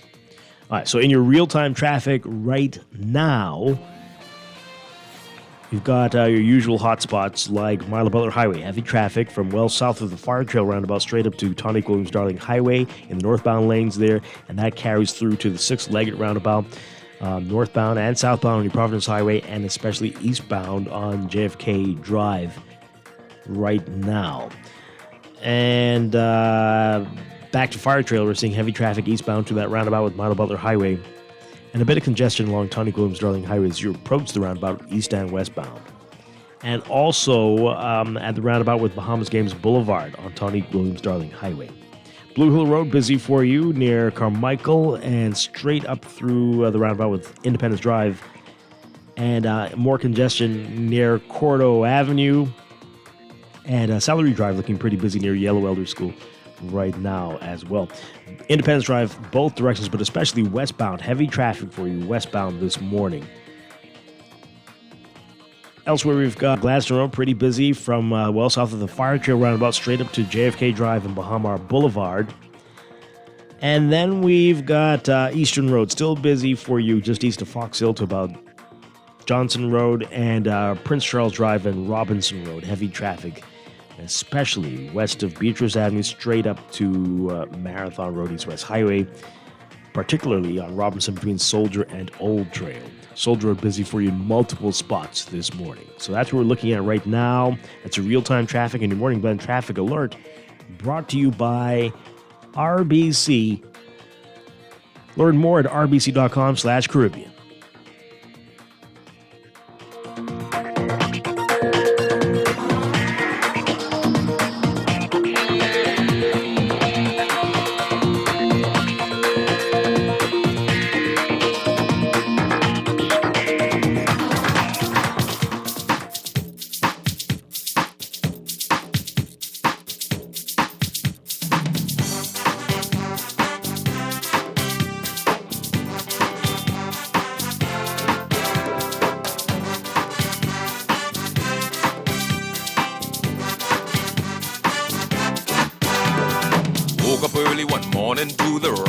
Sun. It's bonefish season and they on the run. I gotta find bonefish Foley to catch me some. See, when it comes to bonefishing, he's number one. He's Bonefish Foley. He's so meek and lowly. We're back here with Morning Blend on Guardian Radio 96.9. Dwight Strachan along with Laverne Gardner. Coming up in a few minutes, we're going to be talking about the Phil Stubbs concert at Nassau Cruise Port this weekend. Getting all the details that you need to know about it. And we were expecting a very special guest this morning. So we're looking forward to that. That's coming up in just... So Laverne wanted to get to... We got a lot of text messages. We'll get to these in just a bit. But I wanted to get to... the big headline in the Nassau Guardian today, warning on illegal migration. We read it earlier for you, and you heard more on the news just now, but we want to get to some points that were made in this. So our Tanika Thompson writing about it. The headline is, warning on illegal migration, something cataclysmic will happen without action. This is from Reverend T.G. Morrison, who was speaking at a special majority rule day service yesterday, calling on leaders to find the political will to stem the flow of illegal migration, saying the problem needs to be fixed before something cataclysmic happens. Right? He said here, one does not have to be a social scientist to see that our country needs saving right now, and unless we have the will to arrest the problem, something cataclysmic is going to happen, and all of us will regret it in the years to come. There is a humane way to address the problem. There is a need for a labor force, yes, but we are in an age where in a particular school, this is the part I really want people to pay attention to. We are in an age where in a particular school in the Commonwealth of the Bahamas, children of illegal immigrants lift up a particular flag and dare Bahamian students to pass that wing of the school, the campus, because they declare that is their territory. Huh? This is what we are up against, and unless somebody is brave enough to say something has to be done, we will regret what happens. For after all, we fought for the Bahamas, for Bahamians, and after 57 years of majority rule, there ought to be a Bahamian people who are prepared to take charge and to decree and declare that we celebrate what others have done, and while we sympathize with the plight of others, we must not do so at our own peril, off our nose to spite our face. Okay. That's a serious claim. That's a serious claim there. And yeah, I would hope that all who were in attendance, the ministers, whatnot, someone would speak with him afterwards and find out. We need to know which school is this? Where is this? School is this? Is this a public or government school? And well, you know that. Go about investigating further. Don't just let that sit there for people to go, what? Yeah. What? And then nothing, you know. And we don't need crazy examples if this is not the truth, right? So that's just going to inflame cause more issues than we have already. But if it is the truth, I mean, I hope you've told somebody which school did you send. Other than just making it a part of the sermon. You need to send the defense force and the police force there today, right? And like, what are you talking about? This is a very serious claim. Yeah, I know pastors like to get all worked up and get the crowd riled up, but this is come on now. And if it is the case, and people just sitting on that, and then we get this. Well, this explains a lot. Unless he's right, and he has, and there is no will to deal with it. Oh, that's even worse. But wow. All right. What do you make of that, folks? Let's talk about it. Tell us about it. Tweet us, Facebook us, text us 422-4796, or give us a call 323-6232, 325-4316, 325-4259. Tweet us, Facebook us, text us 422-4796. We had a caller earlier who said that these crimes, these murders. What was she saying? It was none of them were Bahamians, or many aren't Bahamians. No, she's saying that they're not only Bahamians. Don't just blame Bahamian. Yeah. Right. And people are changing their names to sound Bahamian, and it's not just Bahamian. Right. But hey, they're here in the Bahamas, and most of them are not here illegally, so I don't know. Okay. Boy, what 323-6232, 325-4316, 325-4259, toll free 242-300-5720. All right, let's get to these messages really quickly. This person says here, Dwight, the lady that called and told you that people are operating illegal businesses and said when you report nothing is done by authorities, you were more concerned about people who patronize the business.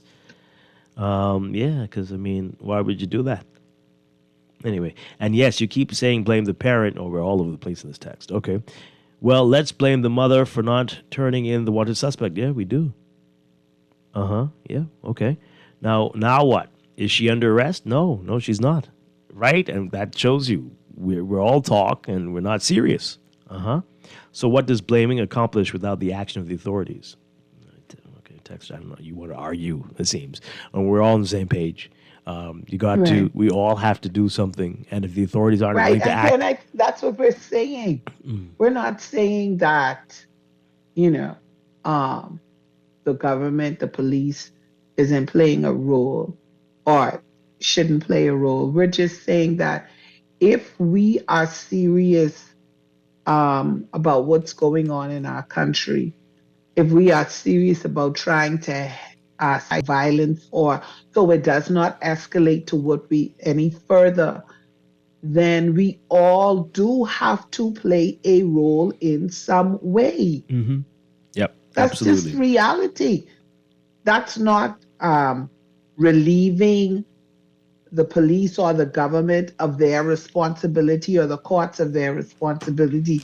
We're just also saying that we too have to look at what role can we play?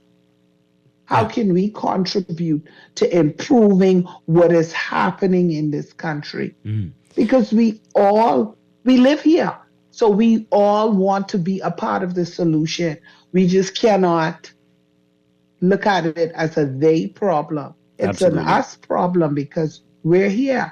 And so that's all we're saying. We're not trying to take away or minimize anybody in government or police or court or whatever, their responsibility and their obligation to do what they are mandated to do, to enforce, to carry out the law, to create laws. Yeah. But we also, at our level, we also should see where and how we can try to make positive change, impact, do what's right, report crime if we see it, don't harbor criminals. We see something, say something beyond the commercial, actually begin to do that. All right, this text here says, stop all vehicles that are tinted up and stop all vehicles with more than two people in them. Really? Whoa, okay. Most of the cars in Nassau are G5 tints. That's illegal, but they are licensed every day. We need to have a stop and frisk system like they did in New York. Remember how safe it was in New York when they stopped this stop and frisk? All heck broke loose to say that our rights are being hampered or tampered with while we are afraid to go out at night. The bottom line is you and I cannot stop cars and search them as citizens. That is the government's job. Well, okay. This texter here, caller, we'll get to in a second. This person says here, why can't you all honestly take your heads out of the sand? Haitians don't care about the Bahamas. They have no respect for us. Come on, these people already burned our Bahamian flag in the street. Come on, why are y'all not taking this seriously? It's a dangerous game. Many times I'm literally the only Bahamian in food stores. Please don't ask how I know. I know because 15 to 20 people in the building and everyone else is speaking Creole. It's very uncomfortable out here. Okay, this person says here, Bahamians are outnumbered.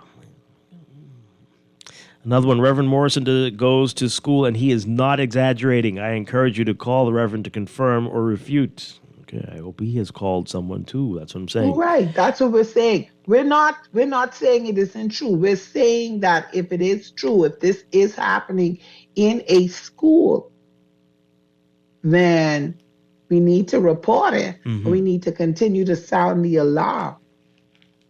Yeah. Talking about it just amongst ourselves in our homes or just putting it as a part of the sermon.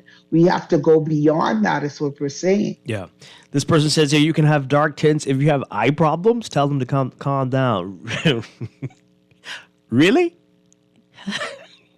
Oh, okay. So everyone's walking in with their... really? Okay. Sure.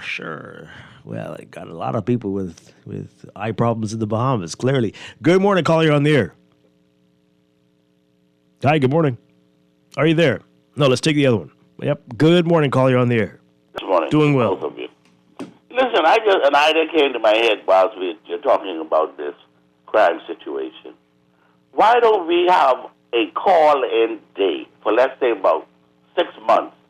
Whatever little problem people are having in their areas or through their corners, they call in a certain, let the police be on alert that they're going to receive a bunch of phone calls. And then they could categorize the calls to which ones are more important, what they have to do more surveillance on, or which streets they have to park through. Like, let's say, for instance, Bremen. He's been complaining about his area and where he lives from, I've been listening to the talk shows. And it seems like his problem is still going on for years.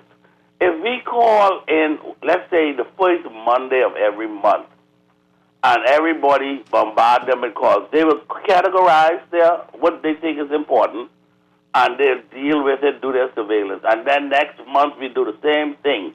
And we'll be surprised what we will unearth.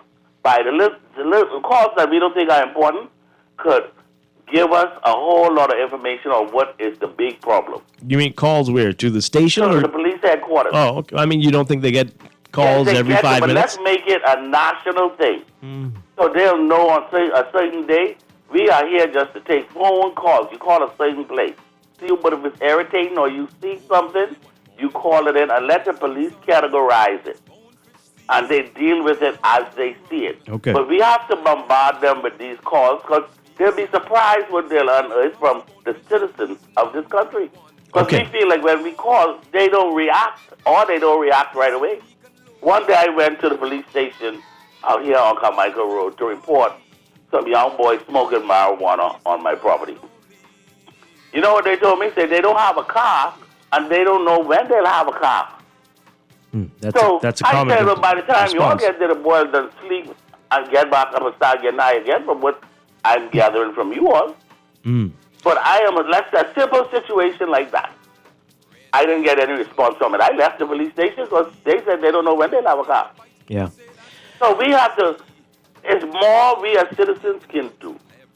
Okay. And I told you all about the Haitians before on Cowpen Road. They're selling coal in unmarked bags. So that means they're not imported from the United States. They're making their call right here from our forests, what we're trying to preserve, and then selling it to us. Okay, yeah, a lot of And issues. every day I pass, I look to see if there's any change in that, and they still got the white crocus socks there with no label on it. Wow, thank you so much. It's a lot to think about there. Belinda Wilson, the president of the Bahamas Union of Teachers, messaging me, says she's checking now on the matter about the flag in the school, and she's liaising with the police now, the school police, and teachers and union officers, because I guess this was news to her as well, and this is a serious situation, has to be addressed, right? So they're trying to get to the bottom of that, because this is wild. This is wild. But anyway, we'll keep you updated. All right, when we come back, I'm very excited. I can't believe it. He's here. Phil Stubbs. You don't know how long I've been waiting for this. This is Laverne, in 12 years, I don't think I've been this excited to talk to somebody. I'm telling you now. I'm telling you now. We'll be back. This is Morning Blend on Guardian Radio 96.9.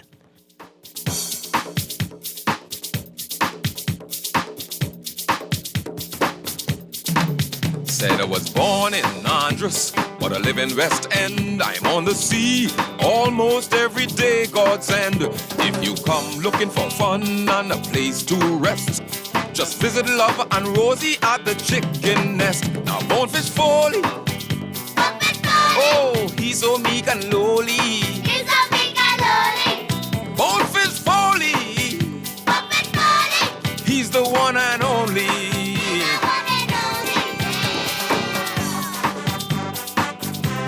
Sherwin-Williams Bahamas doesn't mess about when it comes to product range and product knowledge. If it's a new product come in the store, we walk the store and study that product. One thing with our boss, if a new product comes in, he takes the time and he's always keeping us up to date with product knowledge. Mm-hmm. And we just had 9 weeks of different products that we had to study, and we had exams at the end of each product. The only way we could sell the product effective, we have to know that product. Yeah, that helps us to relate to our customers. It gives us better knowledge to know what product to introduce to them. You understand? So we can know what product to give them to use and what product not to give them to use. Mm-hmm. So product knowledge is really key in Sherwin-Williams. They got the keys. And the key is the product knowledge that comes with our extensive product range at Sherwin-Williams Paints, Bahamas. Find color in every day. At RBC, we know buying your new ride is a very personal experience with many decisions to make. That's why we leave the car choice to you and ask that you leave the rest to one of our RBC Auto Finance specialists, trained to provide sound advice and helpful solutions to make your dream car a reality. The RBC Auto Finance team is mobile, flexible, and will meet you almost anywhere. Visit rbc.com/lovemyride to connect with an RBC Auto Finance specialist in your area. Wherever you're headed, the Custom Computers Know-How team is standing by to help guide you in the East and the West. We now have 2 convenient locations on Patton Street in Palmdale and our newest store in the Caves Village Shopping Plaza through the Blake Road entrance. Discover the latest products by top international brands and the knowledge you need to unleash tomorrow's technology today. Drop by Custom Computers out east or out west. We're open Saturdays from 10 till 4. Tired of banks forcing you to use technology to bank the way they want you to? Your convenience is important. So no matter what your banking needs, Commonwealth Bank's friendly staff are always available in branch for that personal one-on-one service. But when you choose technology, our online and mobile banking app offers you state-of-the-art functionality. The Commonwealth Bank. Bank the way you want. There's a new electric vehicle in town, the Jack brand of SUVs, trucks, sedans, and commercial vans, available only at Easy Car Sales, home of the fully electric vehicle.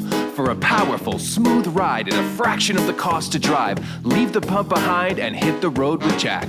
Visit easy242.com to see our brand new Jack models and drop into Easy Car Sales for a test drive. It'll have you singing.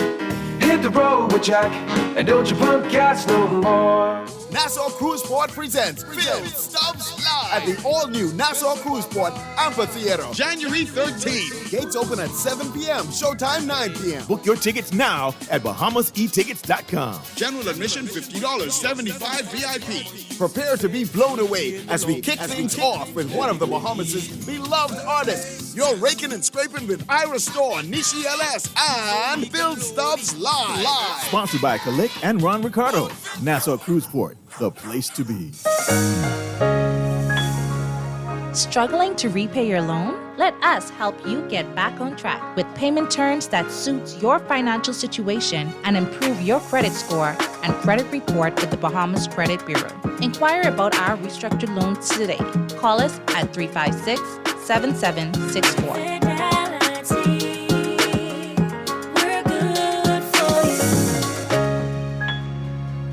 This is Guardian Radio 96.9 FM. Fresh news, smart talk, all day.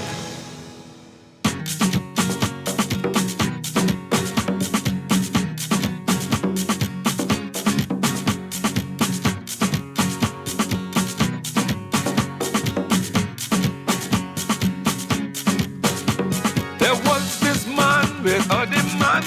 Let me tell you his miserable life. Mr. Gopher was his name, trying to please his wife, almost drove him insane. Every morning she wake up, go for this and go for that, till sundown, hear a chat, got her on this, got her on that. Oh my, for goodness sake, go for this and go for that. I get so tired, I need a break, got her on this, got her on that.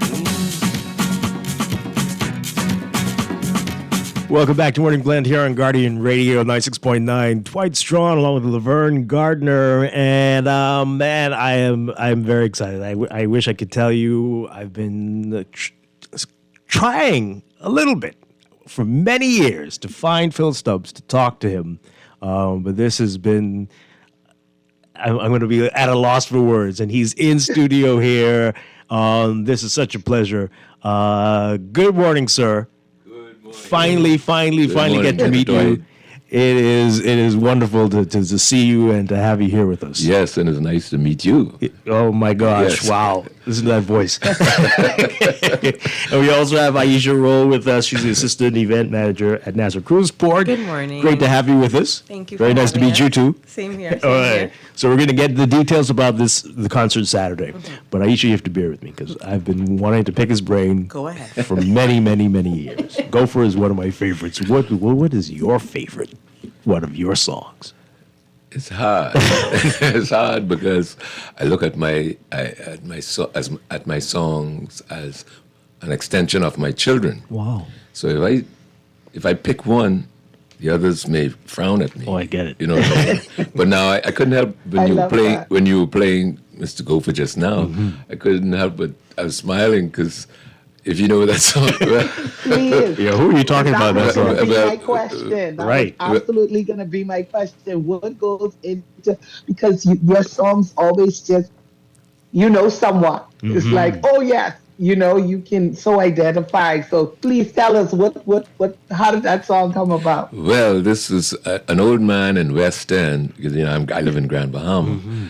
And I used to go to him all the time. Very nice guy. He was in his 80s. And he was telling a story about when he was on the contract in the United States. Right.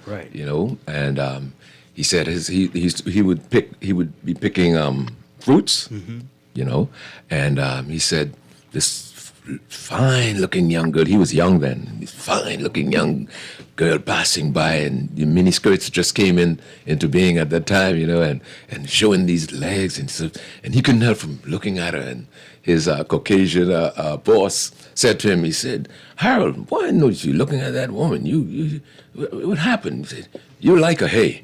And he said, "Oh, yes, boss, I like her." He said, "And you really would like to have her, hey?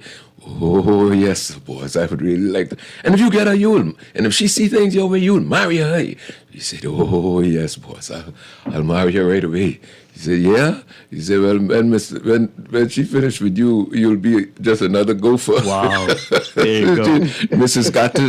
She will be Mrs. Got to Have, and you will be Mr. Gopher. And that's where the song came from. And the following day, I started writing it, because it was a funny story. Mm-hmm. I started writing it that night. And I had it pretty much where I wanted it. Yeah. I went back to him with my little box guitar, and I said, listen to this. He said, you a son of a gun. He said, you got this already? Wow. I said, yeah. He said, write it, boy, and put it out there. Amazing. And Amazing. That's where Gopher came from. Wow. All right, so take us back. How did you get into this? Ty Brown is more a cappella. I'm from Cat Island. Mm-hmm. You know, it's Strachan. You know Strachan from Cat Island.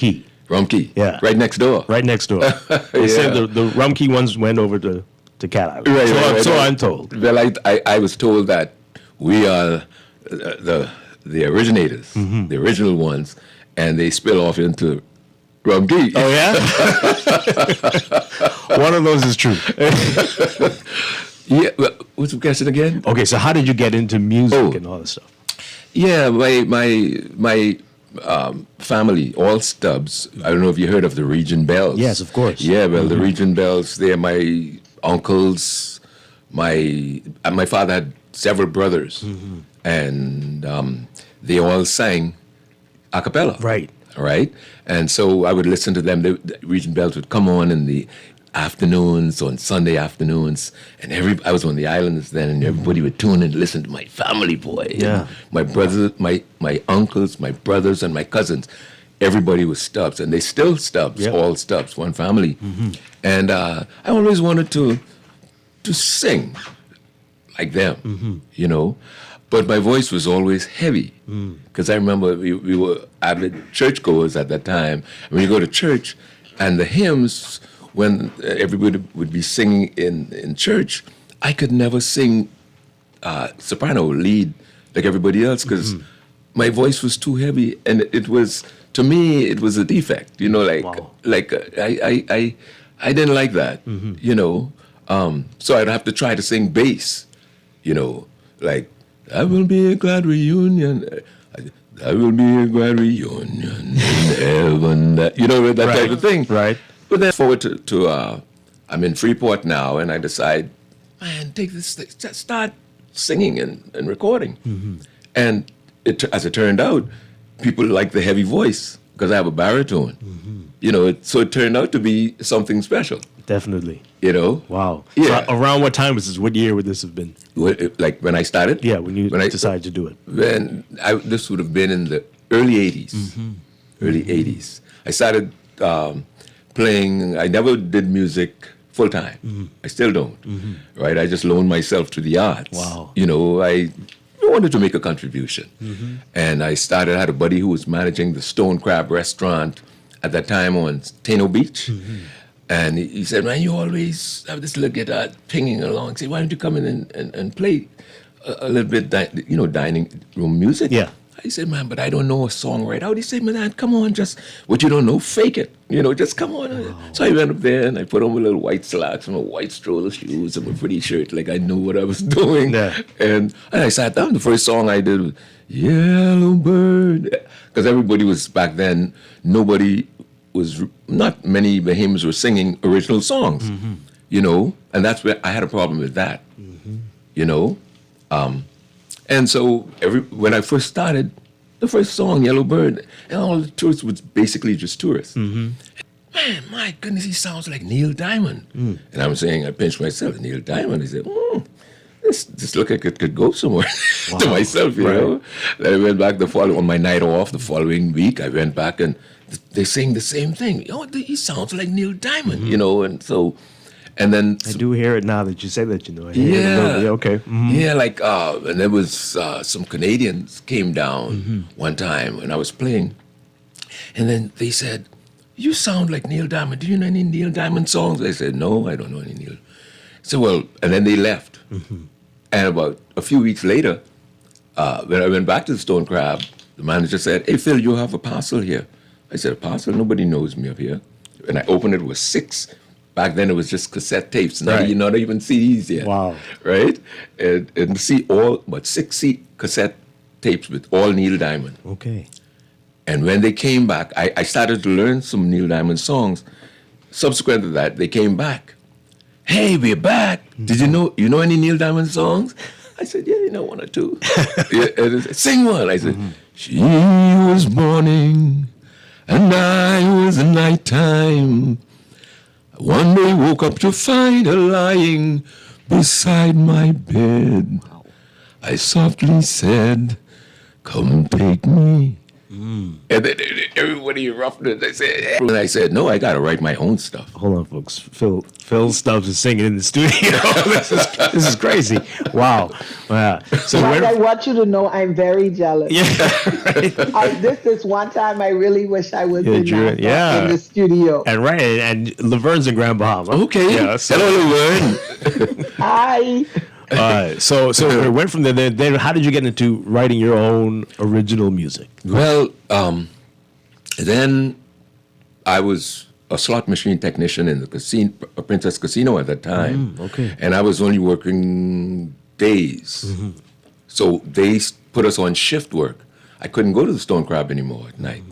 So, and that was a downer for me. And I would look at my little box guitar, and every time I'd come from my master bedroom up to the kitchen, I'd take my finger and ping, ping, ping, ping, ping, just run it along the strings. And I said, man, I miss that. I miss playing. Wow. And so I long story short, I ran into a homeboy of mine, Emil Poitier, from Cat Island, but he resided in West End. He was the manager for the Jack Tar at one time, but he had a little restaurant, little bar up in the village. And I met him, and I said, I like the little cozy little place, you know. And I said, one of these days I'm going to come and bring my box guitar and serenade. He didn't know me, I didn't know him. Wow. So he just looked at me and laughed. He said, okay. and I went the first night. You know, I had a rhythm machine now. And so when I turned it on, I have drums going on. It had to start and stop pedal and everything. So I'm singing and playing my guitar. So if you didn't see me, you'll think there was a band in there. And one Friday night, I'm off from the casino, and I'm playing, and a group of Western players filled the capacity, and they were just dancing, and these two guys, this guy and a girl, they're dancing, and I said, wow, I've never seen a dance like that.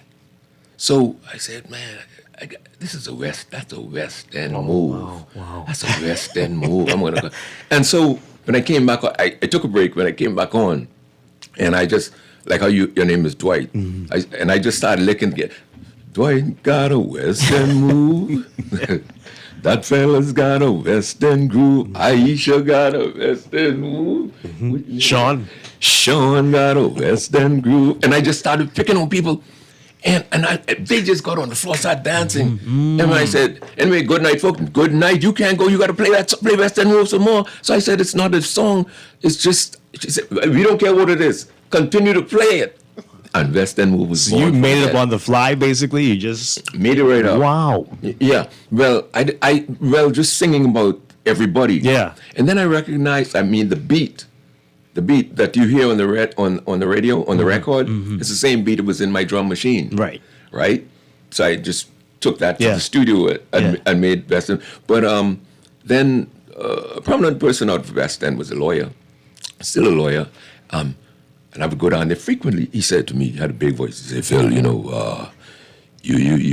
got to do something with a song, you know. I knew what he was talking about, because I knew I wanted to write it. I never wrote before.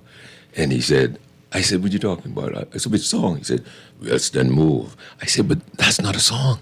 He said, well, you need to write it. He said, because that's a hit. I said, well, okay, so, and I'm driving up from West End, and the bell went off. The guy was dancing. Way out west, there lived this dame. She'll put any dancer, to shame. If you want to watch 'em dance, you want to watch her prance, get her in a circle, watch that lady dance. She's got a West End move. So, and I didn't have anything to write on, because I was not writing at the time. I said, man, I need to write this. Right. You don't have anything to write on.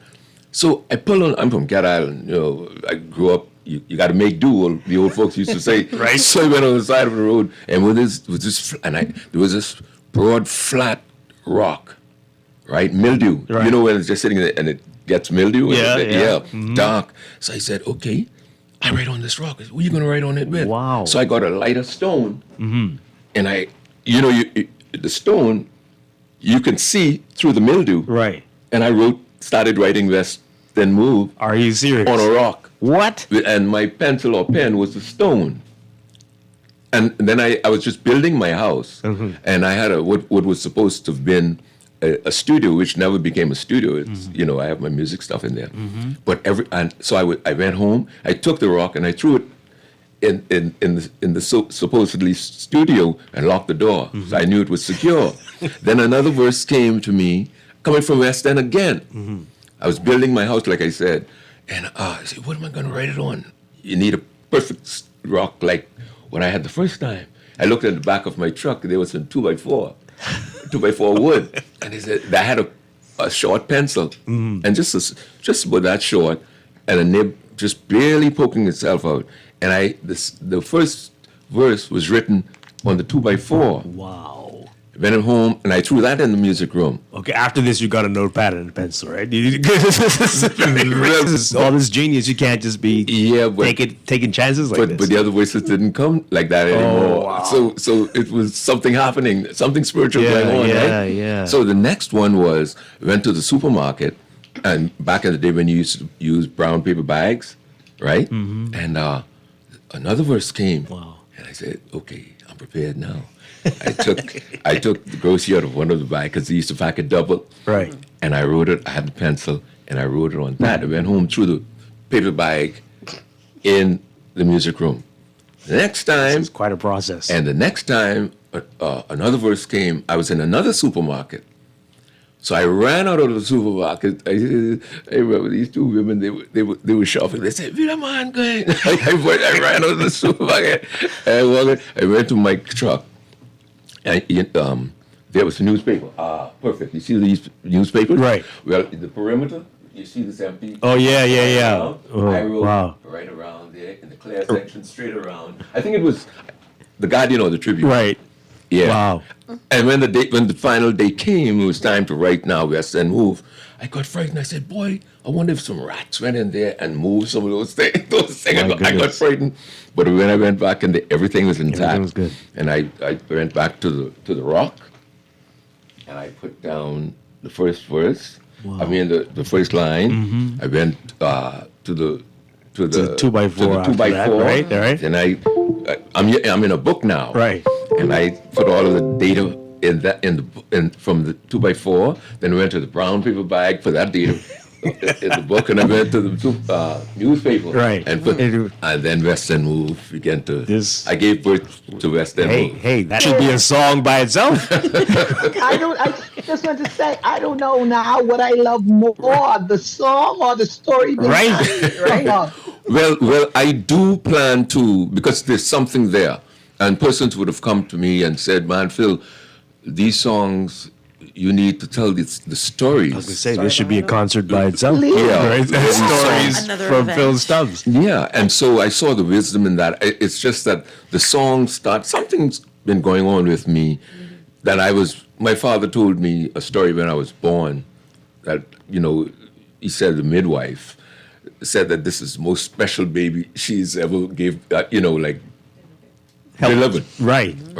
And he's going to do something that's going to make the Bahamas proud, and the world will get to know about it. Wow. And I'm saying to Papa, what is he talking about?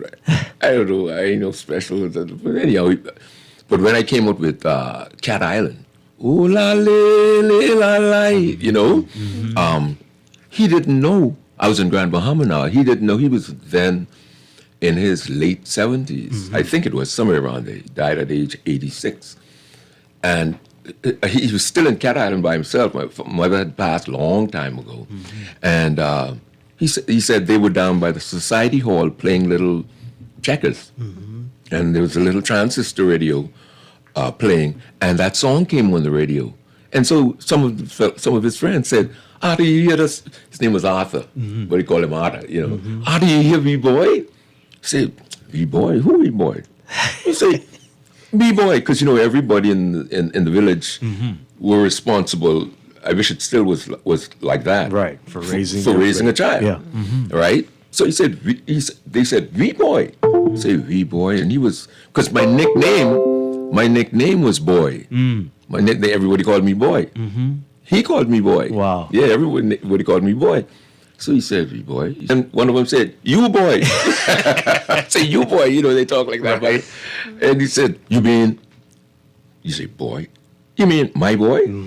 So someone said, oh, look at Arthur, the song been out too long. Arthur don't know his voice. Say, you mean Philip?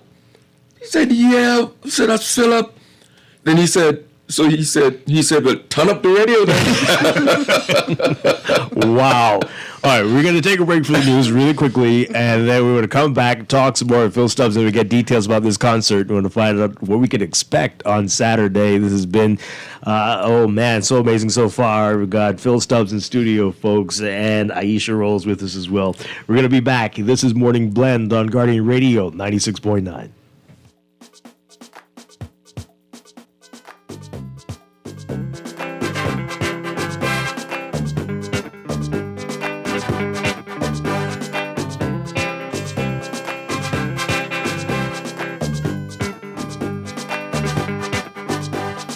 Way out west, there live this dame. She'll put any dancer, to shame. If you want to watch her dance, want to watch her, get her in a circle. Watch that lady dance. She got a West End move. She got a West End groove. She got a West End move. She got a West End groove. This is Guardian Radio 96.9 FM, Nassau, Bahamas. The views and opinions of the host and guests are their own and do not necessarily reflect the position of the management and staff of Guardian Network. Wake up, it's a new day. Wake up, it's a new day.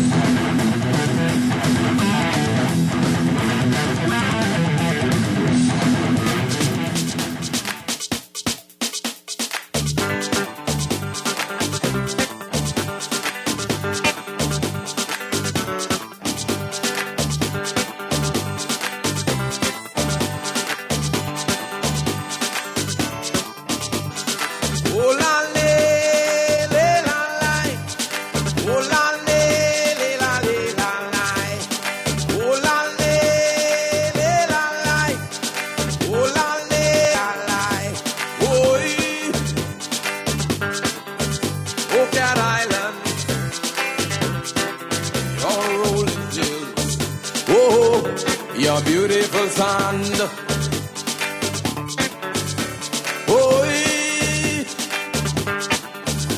Cat Island, you are the highest, in all the land. Going back to Cat Island, visit Dumfries Hill, where old folks smoke their pipes and dance a quadrille. If you want to go along, so you could see how them people live so peacefully. Oh la la la la, oh la la la la la la. Good morning and welcome to a special edition of Morning Blend Business on Guardian Radio 96.9. Welcome back to our Morning Blend listeners. Once again, I'm Dwight Strachan along with Laverne Gardner. We are very, very pleased to have a very special guest with us this morning. The legendary Phil Stubbs is in studio with us, and he's even been singing on the air, and he's telling us stories about his great songs that we play all the time on the show. We played West End. We were there, Grandma, of the by-election. We played that. And then the flu. We played that all through the pandemic. Oh, man. We got Iesha Rolle as well with us, and she's going to tell us about the concert this weekend. But you were telling us some of the stories behind the songs. Right. There's a story behind everything. You said even the flu, there's a story behind that one. Well, I recall, I don't think anyone in the history of time had the flu as bad as I did. Oh, my gosh. And I think that's what, it came like that for me to write about it, because I remember this night, it was so bad.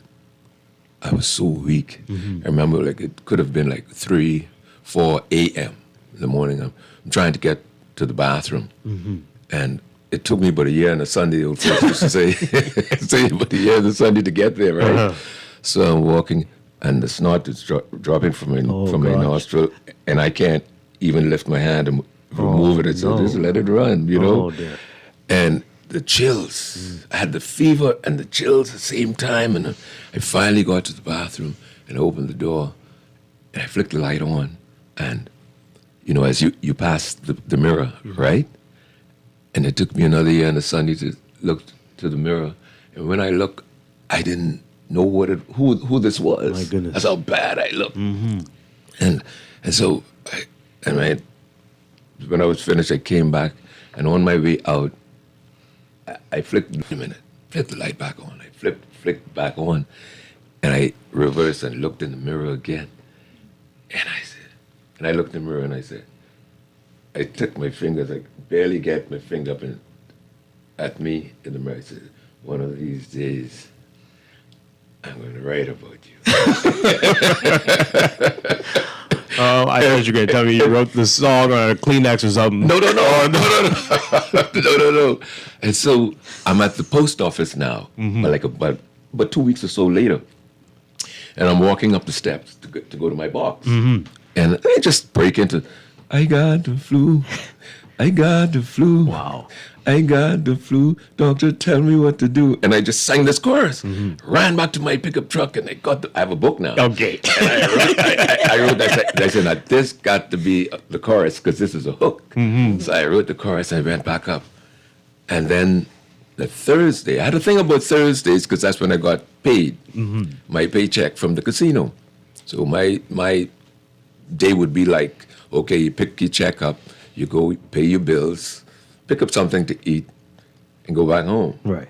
And then I'd drive up home, and at the end of my driveway, which overlooks the golf course, and I sit there, and if I'm going to write and do anything, I'll eat there, whatever I brought home to eat. And then the thought hit me, what are you going to do about this flu? What are you going to do with this flu song? So I got my book now. I'm prepared. I got my book, and I sat back down. I have the chorus. What are you going to hit me? Just go back to when you had the flu and write about exactly what happened. Right. And then I started, I feel all broke up. Wow. Ain't sleep all night. My body's aching, no appetite.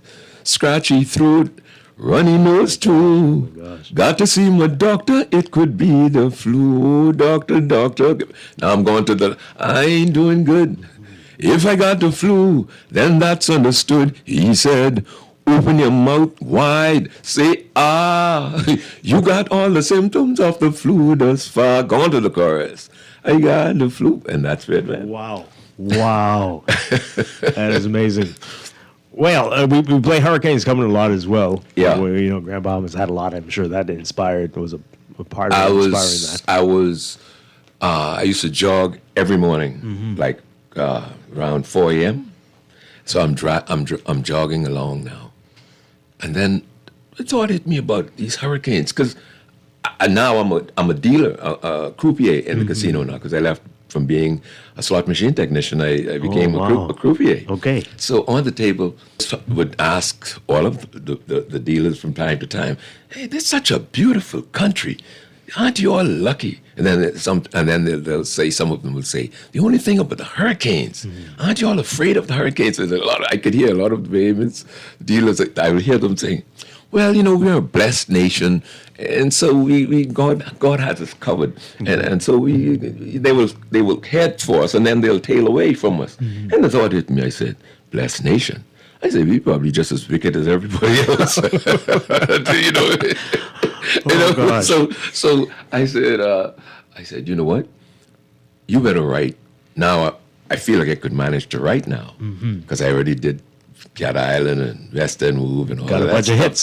Yeah. Yeah. I said, the people listening to me now, I said, you got to be careful. So I like to have the right data when I'm writing. So write about the truth.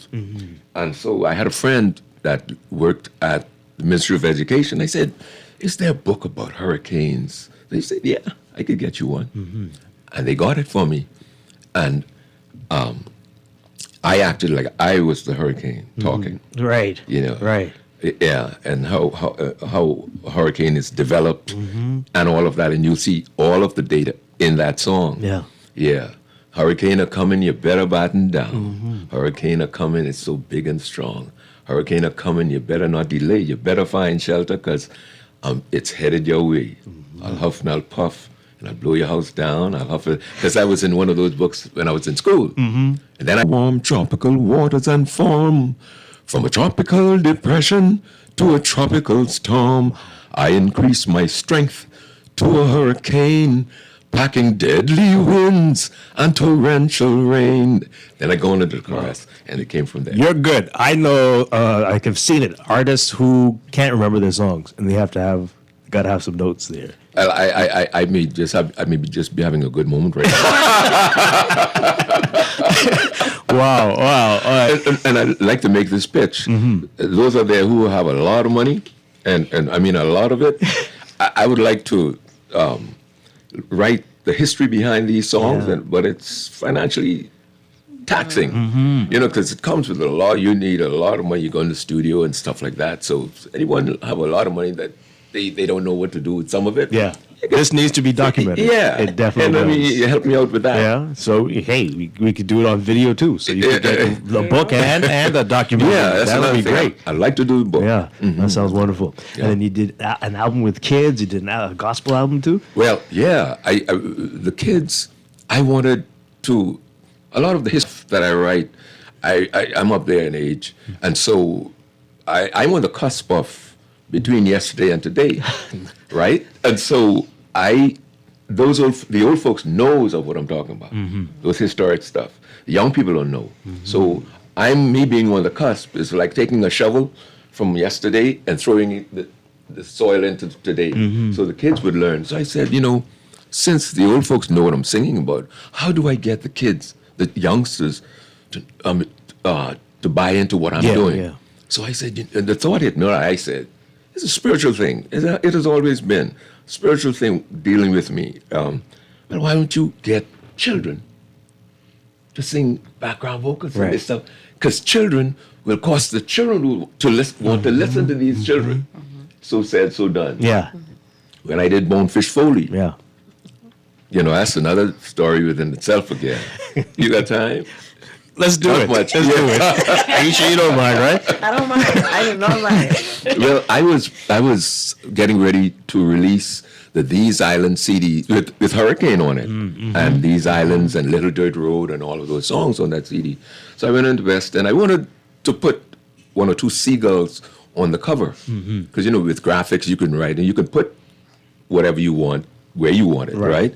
So I went. I was off this day. Tired because casino it's very taxing, lots of funny hours, but I had to release this album. So I went down to West End and took the photographer with me, and with seagulls a lot because I love the wild. I love interacting with nature. Right. So and I would buy bread from this place called Praise the Lord in 8 Mile Rock. Okay. Right? And buy the loaves of bread. I used to feel guilty. I said, boy, some poor people need this bread. but you know. You took the whole loaf? A few loaves. Oh, wow. Yeah. Okay, there were times I would be in West End. I go to West End because they all in West End. Because fish, they eat from the spills right. from the fish and all that stuff. Yeah. And so I would just take the bread and throw it up. And as I walk, sometimes you have like 50, 60 seagulls walking, flying right over me, and they're doing whatever they want to do in my head and all that sometimes. So I took the bread. I had a white van then and drove down to West End. And so I'm down by one of the dealers was from West End. And I was off and he was off. He called me Great One, but because I used to call everybody Great One, I even used to call the female dealers Great One, to the extent that one of the female dealers said, Phil, I said, yeah. You know why I believe you call everybody Great One? I said, why? I said, because you don't remember our names. So he said to me, Great One. He said, what are you doing down here, man? I said, I came down here to take some pictures of some seagulls. He said, well, what kind of bait you going to use? I said, brought some bread. He said, bread? Yeah, man, you need the right thing. I said, what's that? Fish guts. Oh, my. He said, well, where am I going to find some fish guts this time of the day? He said, see, Foley just came in. Bonefish Foley just came in. I didn't know Bonefish Foley at the time. I used to hear about him. He was just a fisherman. He did Bonefish Guide and all that for tourists. And so he said, see Foley right there. He was sitting down. That's why I said he's so meek and lowly, because he was sitting right there. And he'd just come in, and he had this other guy cleaning his catch, the fish, right? And he said, get fish guts from Foley, man. I said, I don't know him, man. I said, what if he, threw a stop sign up in front of me? He said, come on, man. He said, Foley, yeah, Johnson. He said, I got the Great One here.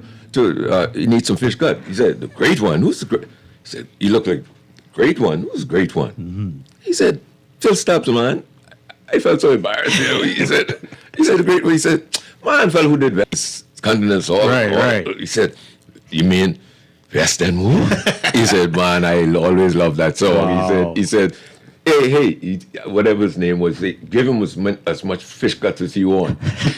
So then he said, right in the same breath, he said, should write one about me. Oh, really? And when he said that, and spontaneously, I did just like I said, I'll do it. And when I did that, I got frightened. I said, because look at you, boy, you're so tired. But I like to deliver. If I promise something, I'm going to do it. Now I'm going down with this burden on my head. You just told that man you're going to write a song. Right. So I went down. Needless to say, before we even threw the fish guts, the seagulls smelled it, and they were all over us. And we got as many pictures as we wanted. I think I've seen that album cover. Yeah, right. Yeah, I've seen that one. Yeah, wearing a white slacks, right, and colorful shirt. Right. Yes, I have seen that one. And so, on my way up, now I have to pass Foley. So I said, I had my folder. I got a folder now. You were done already? Well, no. I had a folder. Okay. Because I'm done taking the pictures. I have many pictures of seagulls now, but I had to pass him to get back up. So I said, man, why don't you go get a short, get a history on him, short history, because you want to be accurate in what you're saying about it. You just want to run. I don't like to just ramble on. So I said, Foley, yeah, man. Yeah, now I'm Phil Stubbs. Yeah, Phil Stubbs. I said, look here, man. I said, he came. I said, come in the van with me. I said, I want to write. I said, I said, where you originally from? He said, I'm from Andros. That's why in the song he said, I was born in Andros, but I live in West End. I'm on the sea almost every day God sent, you see? So he gave me history, how he didn't know anything about Andros, but his mother took him to Bimini at that time, and how he got the name Foley, his name was Israel Rolle. He died. He was in his 90s when he died. And he used to just be hanging around the dock as a little boy. And this bunch of rich folks used to be investing in their yachts because it was sport fishing capital of maybe the world. And so he would like help him clean his boat and stuff like that. And he said this man like adopted him. Wow. And people referred to him since the guy's name was Foley. And he would go out and take the guys. And they called him Bonefish Foley. Oh my goodness. That's how he got his name, his title, right. Bonefish Foley. Right. Yeah, his name was Iesha Rolle. Okay. From Andros. Yeah. That's wild. And so and coming up, so I got the history. And driving up, I literally heard some children in my ear. Mm-hmm. I'm driving up now, tired because I just got off maybe 5 o'clock that morning, and I'm saying, Bonefish Foley, and I'm hearing these, Bonefish Foley, he's so meek and lowly, he's so meek and lowly, Bonefish Foley, Bonefish Foley, he's the one and only, he's the one and only, yeah. Wow. I put on the side of the road, and I wrote the chorus. My goodness. My goodness. Mm-hmm. These are great stories. All right, so I got one more question before we get to the concert. Yeah. What are your views on the industry today, Bahamian music and what we're putting out there? What do you think about it, Phil Stubbs? To be honest with you, I'm not in the mainstream, so I don't hear too much.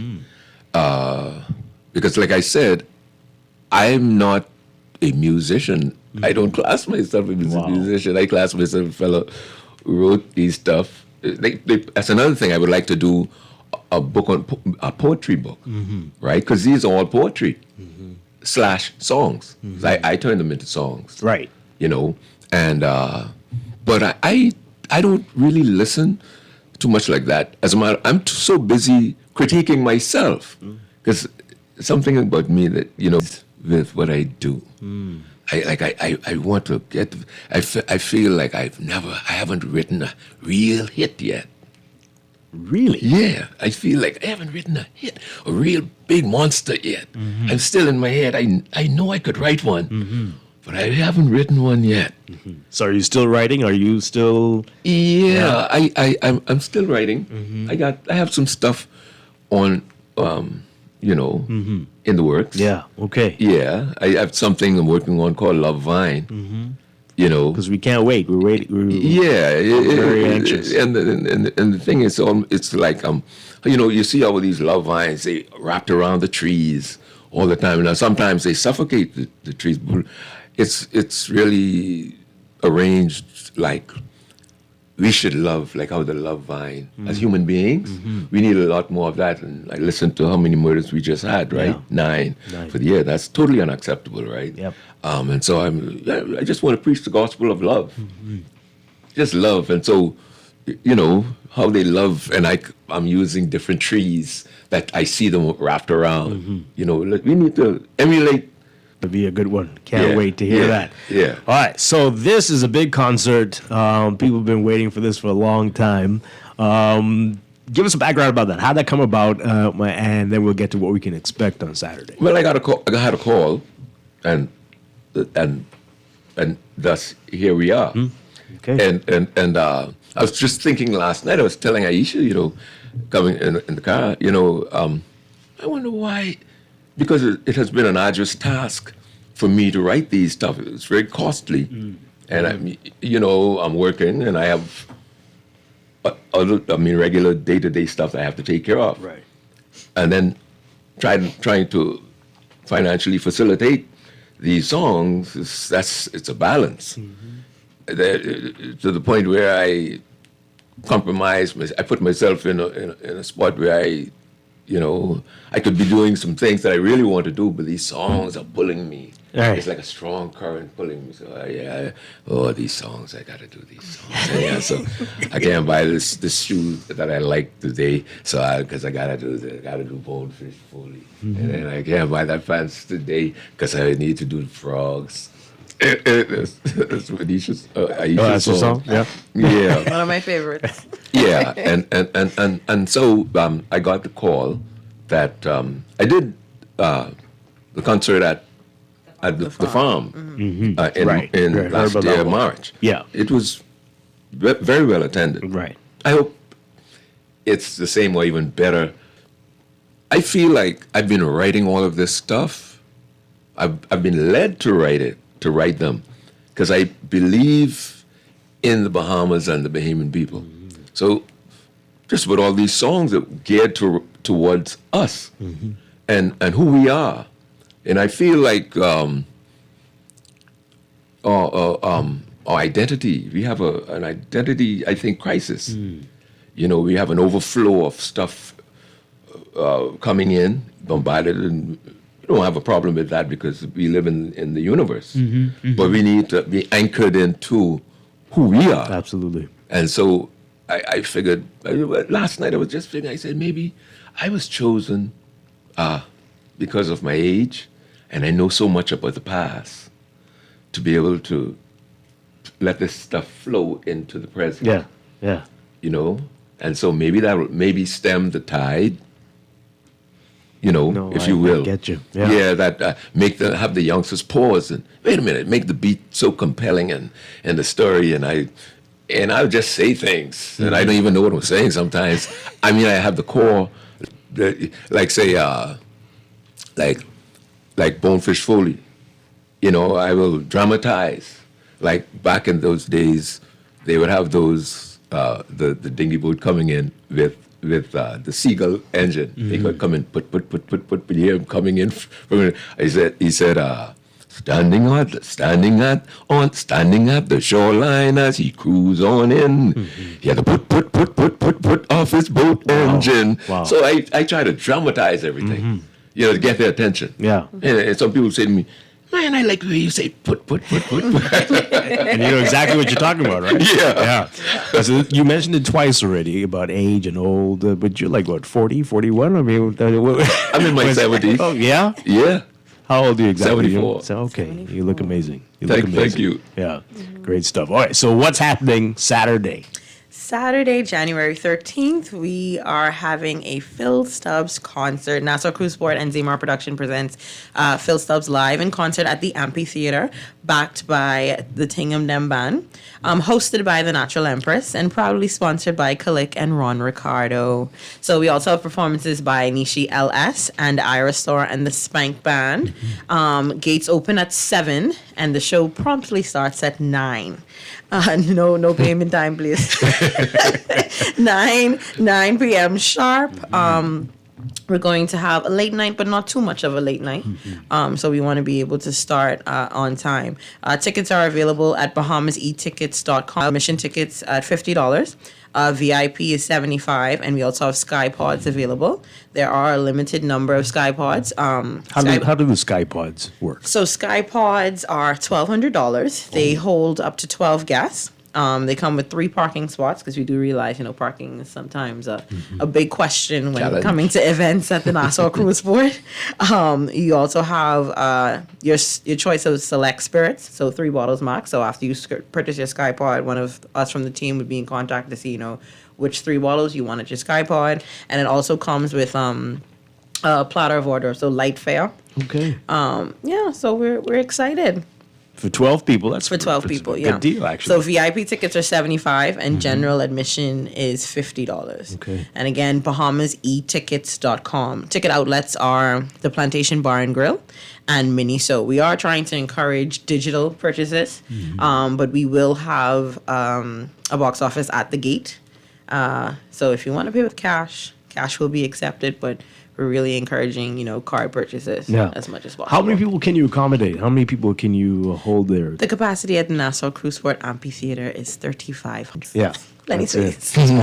And so what can we expect, Phil? What are we looking at Saturday night? Well, I'll be... How many of these, because you got tons of songs, how many of those are you going to be singing? I'm going to attempt to sing. My old uncle used to say, I'm going to attempt to sing a whole heap of them. Maybe 15, 16, 17. Okay. So I'm going to try. Okay. That's unheard of. People don't do that. Right. But the only reason I really feel the need to do that, because a lot of people, Bahamian people, will say, I love all of your songs. Right? And I'll say, what's your favorite? When I ask them, what's your favorite? They say, I love them all. Somebody said to me one time ago in media, he said, Phil, you got a problem, but it's a good problem. He said, because people like most of your songs. And so I'm kind of picking the ones that I think that you all play most. Right. Because the people let you all know what they want to hear because they call in or play that particular one. And so I have a litany of stuff that I'm at 17. Oh, yeah. That's going to be a bit taxing, but I'm going to try my best. Wonderful. All right, we only have a couple minutes left, but people are trying to get in. People want to talk to you. Okay. People are loving this, right? We've got a lot of text messages as well. You can continue to text us, 422-4796, and call in 323-6232, 325-4316, 325-4259. And call us toll free. If you're in Cat Island or Grand Bahama, call in 242-300-5720. This caller is still there. Yep. Good morning, caller. You're on the air. Pleasant good morning to you, Dwight. Hi, good morning. Yeah, you have the great Phil legend, Great Stubbs on your show this morning, aren't you? I do, yes. Well, tell him I say to leave one little small check with you for me. Tell him write it in Al Bryce's name. This is his big brother who put him on the stage at Bahama Princess when he knocked off from the casino. Okay. This is Al Bryce, who he was so shy, and Foxy, Neville Forbes, they had a little trio band at the Bahama Princess, John B. Barr. And he came to me and he said, you think they'll let me play on my intermission? And I said, yeah, man, let me go and tell him. And he go and get his guitar and he went on that stage and he lighted the whole place up at Bahama Princess. I don't know if you remember that. Yes, by the John B. He was telling us the story. How you doing now? Brother Al now. I am here in Nassau now. I'm not doing as well, but I'm hanging in. Oh, man, I wish you well. Yes, I hope man. you get well soon. And Dwight, I like to tell you this. Phil and I, we all used to go to West End to watch the sunrise and sit by Austin Grand Bar, Jimmy Bowleg. Wow. West End has a history. Bonefish Foley was the man who used to work at Jack Tar Hotel, taking the tourists them out fishing. Israel Road was next to the place called the Blue in West End. West End got a history that is unbelievable. God bless you, Phil, and continue the good work. And God bless you, Brother Al. Thank you so much. Thank you for calling in. All right. Wow. Yeah, definitely. We need to. Yeah. Oh boy, highlight that a lot more, hey? Yeah. Let's take another call. Good morning, caller. You're on the air. Yes, good morning, Dwight. Hi, good morning. And good morning to your guests. Good morning. Hey, Phil Stubbs, how you doing? I'm pretty good, and how are you? I'm wonderful, man. Listen to me. I'm listening to me. Listen to me. I'm a very, very, very good follower of you. Thank you very much. Yes, sir. And man, when you put on that show down to the farm, man, listen to me. I mean, I saw elderly people came out there with wheelchair, came out there with their cane stick. Wow. And just to sit down and listen to you, man. Every time I play your music, it just give me goosebumps. Wow. Thank you. And man, listen to me. I supposed to be going away on Saturday. I canceled my flight. Oh my goodness. My trip. Just to come and see you on Saturday. Wow. Wow. That touched me so deep. It's an inspiration to me, man. Thank you so much. Wow. Keep up the good work. Thank you so much. That really touched me. God bless you. Wow, Thank you so much. That hit me. Wow. And you know, everybody's got watery eyes. That's beautiful. This is great. This is crazy. Yeah. Seriously, because when I was through at the farm, I sang 15 songs. I remember a young man when I was through. They had me pinned on that stage. I couldn't leave. I had to stay there for about a little over an hour. I was sitting on the stage. People just gave up because nobody know me. And I appreciated that. They wanted to get to see who this little ugly fella looked up. And what got me, I thought I did so many songs. This young gentleman came up and he said, Phil Stubbs, man, that was a great show. He said, but I'm an appointment, I said, I felt bad, I said, what's that? Because I'm concerned now. I thought I did. You didn't sing his song. He said, man, when he said that, he saw persons there in wheelchair. Lots of elderly people were there. And he said, man, I brought my grandmother. She's in a wheelchair. She said, just to hear you sing Age, and you didn't sing Age. You know, and the thing is, I had Age on the agenda. It was supposed to be 16 songs. But I didn't think I could cut it. So, so I was going to cut the Frogs. So Fred Ferguson said to me, I told him the day before, I said, Fred, I think I'm going to cut the Frogs. I said, because I'm a little afraid of 16 songs. I don't know how well I'm going to fare with that. He said, okay. And then the following night, for the last rehearsal, came to me. He said, Phil, you know, I was thinking, you said you're going to cut Age. He said, man, I don't think you should cut the Frogs. He said, because the Frogs is one of those old songs that people going to definitely want you to, a lot more people know of the Frogs than Age. I just come out with Age. So I reluctantly cut Age. And when he came and he said, you didn't sing Age because, wow. So you're going to do Age on Saturday? And you're going to do the Frogs on Saturday? I'm going to do the Frogs. And you're going to do My Gopher on Saturday, right? Okay. And he's also going to do Papa's Whistle. I'm going to do a song called Papa's Whistle. Yeah. Yeah, this will be his first. Laverne, you got a request you want to put in? Let us know. Let's take these calls really quickly. Good morning, caller. You're on the air. Good morning, Dwight, and good morning, everybody. Good morning, Mr. Phil Stubbs. Good morning, sir. Papa here. Papa, okay. Yes, sir, Mr. Phil Stubbs.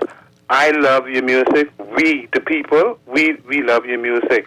I was wondering, like, if you,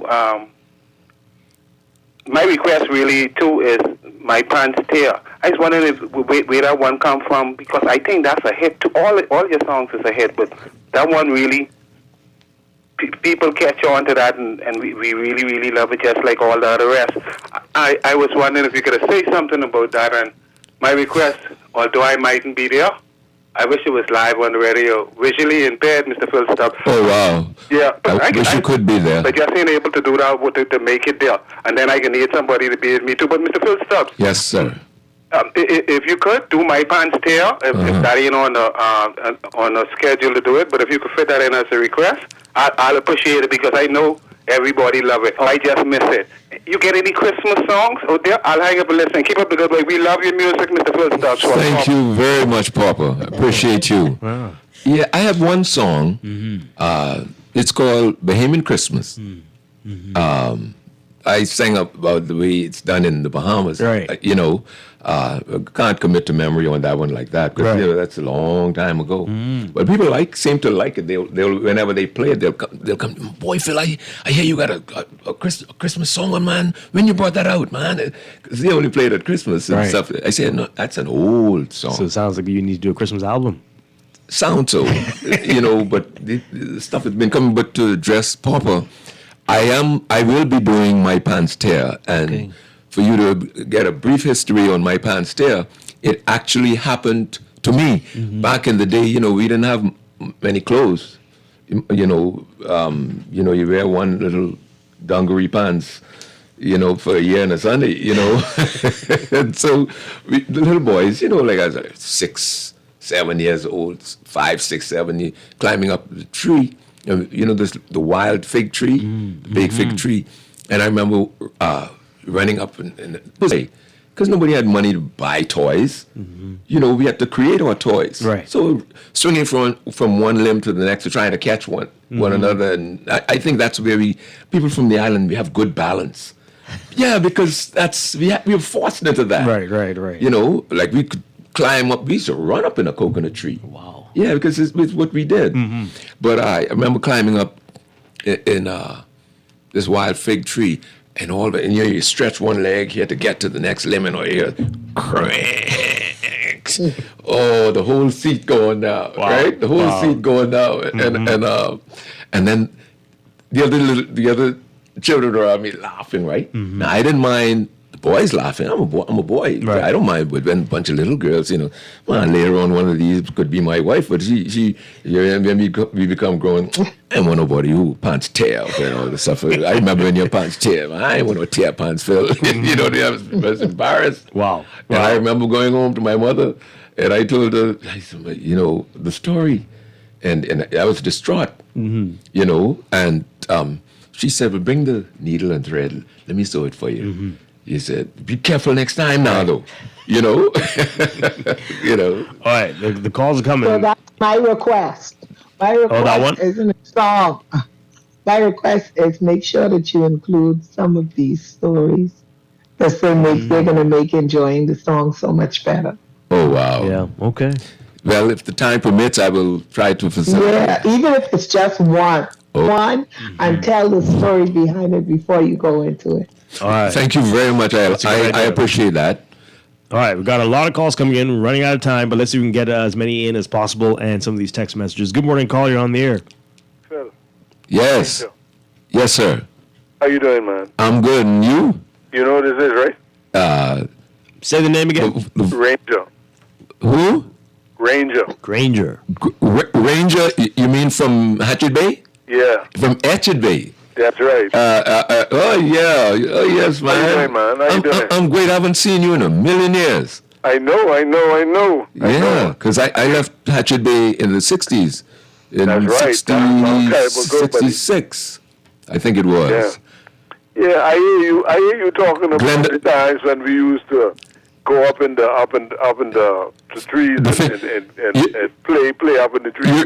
You remember limb to limb and thing. Yes, you remember the fig tree between the school and the Principal Gibson, Pierre Gibson. You remember the fig tree? Yeah, and we used to take the teachers would take the blackboard up there, and we'd have school up under the trees because it was insufficient space.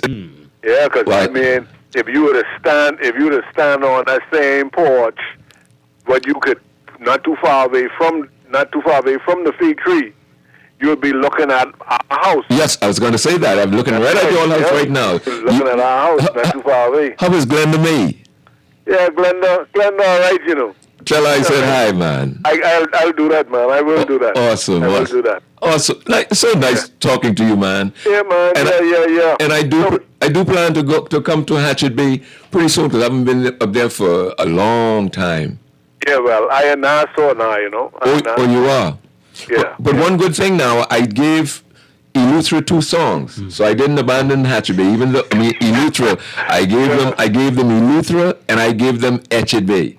Okay, buddy. Okay. Yes. Nice to hear you, man. Yeah, good to hear your voice too. Yes. Again. Blessings. Okay. All right. Okay. One more call, and then we'll get to the messages. Good morning, caller. You're on the air. Hi. Good morning. We can hear you. Hi. How are you? Doing well. Is this the Phil Stubbs Show? Yeah, sure, definitely. Sorry for that, Dwight. Hi. Uncle Stubbs. Ellsworth Johnson? Yes, sir. Oh, okay. My cousin. Oh, okay, Ellsworth. How about you?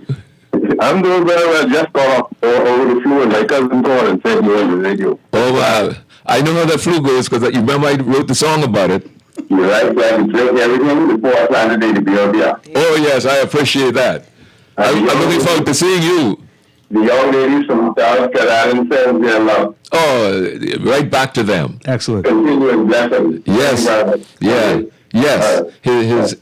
His mother have several sisters, and we are like siblings. Okay. Excellent. Yeah. Excellent. Yeah. All right. I want you to hear these wonderful messages people are sending. This person says, hi, Dwight. Phil perhaps may not remember this, but he and my husband worked at the casino in Freeport many years ago, and he would send me his songs on cassette tape for my husband, for our 3 sons to listen to before his songs became popular.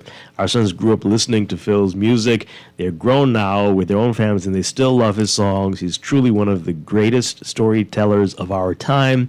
I just want to say thank you to him. Yeah. Thank you very, very much.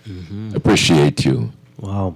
This person says he getting chill bumps, as am I. Listening to Phil Stubbs sing in the studio. That only happens when my emotions are moved. I have to get to that concert. Yeah, absolutely. Wow. Absolutely. This person says, tell Phil Stubbs we love him and he's a great Bahamian.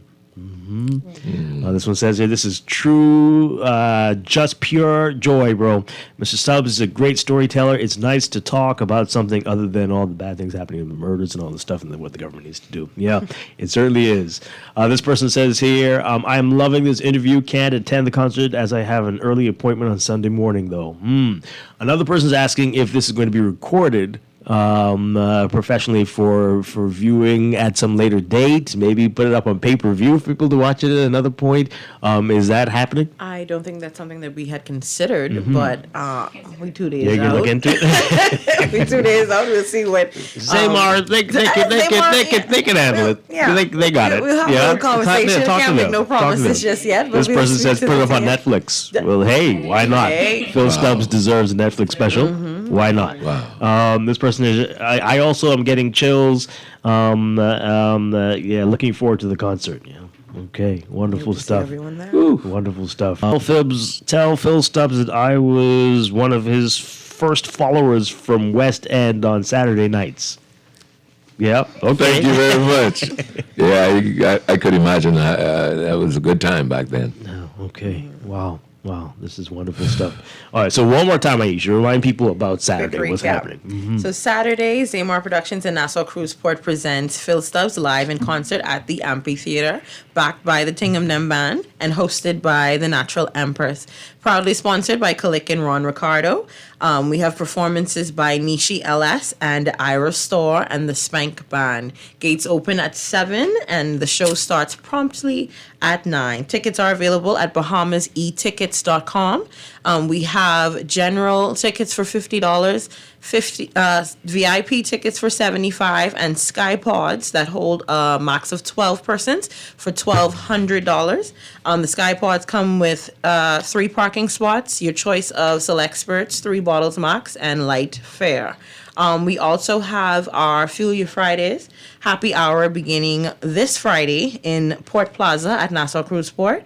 We have some drink specials, bucket specials, and this week it is hosted by DJ Tank. So we're encouraging, everyone to come on. We are doing a few giveaways for the Phil Stubbs concert on Saturday. So if you want to come on, if you haven't purchased your ticket as yet, and you want to get a free ticket or win a chance to win a few tickets, come on out to Fuel Your Fridays on Friday at 4 to 8. That's our happy hour. We'll have tickets on sale at the gate.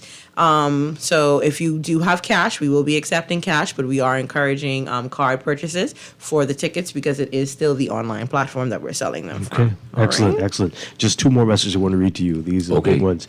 Please tell the amazing Phil Stubbs that it's virtually impossible to stand still when a Phil Stubbs song comes on. The body just starts to move on its own. I think we can all relate to that one. And this person says here, bro, tell Phil Stubbs I love him and he's a massive inspiration to me. Every morning on the way to school, he's indoctrinated me into Bahamian culture. Oh, wow. I appreciate that so much. Wow. Yes. Phil Stubbs, this has been a great honor. Awesome. Great honor for me. They should have recorded my reaction when they told me that Phil Stubbs. Well, I heard you on another show. I said, wait a minute. He's doing appearances on shows.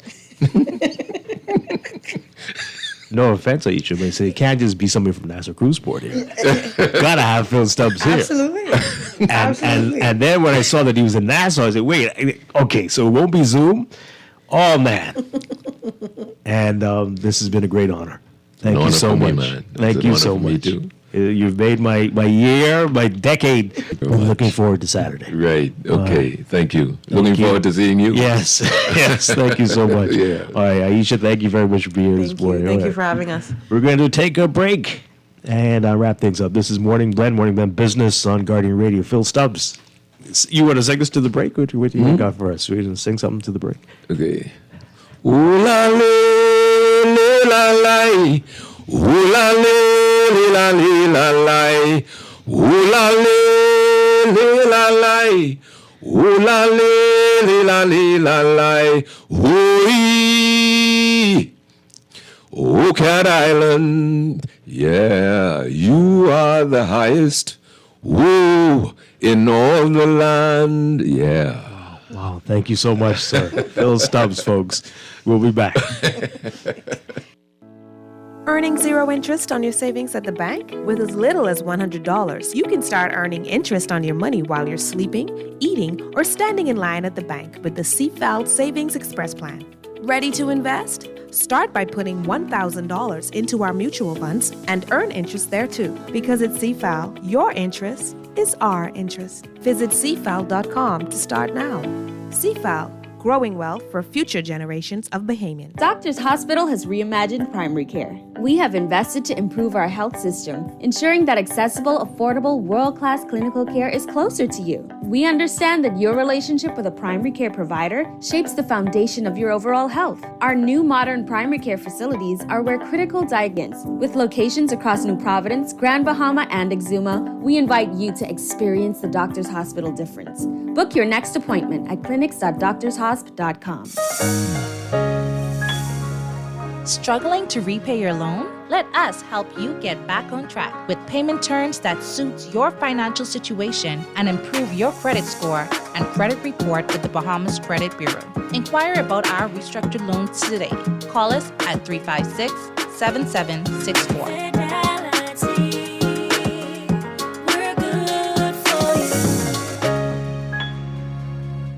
Wendy's, we are different. We don't just use beef. It's fresh, never frozen. Our burgers are square because we never cut corners. Served hot off the grill with fresh lettuce, tomatoes, onions, and American cheese. We believe in fast food done right. Always serving fresh, never frozen beef. Order a hot, juicy Dave single, double, or triple. Made with fresh, never frozen beef. Now only at Wendy's. Different inside and out. Ready to save?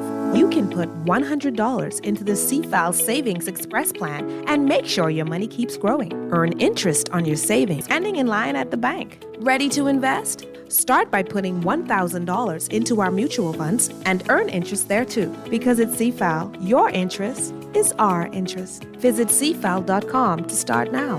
CFAL, growing wealth for future generations of Bahamians. This is Guardian Radio 96.9 FM. Fresh news, smart talk, all day.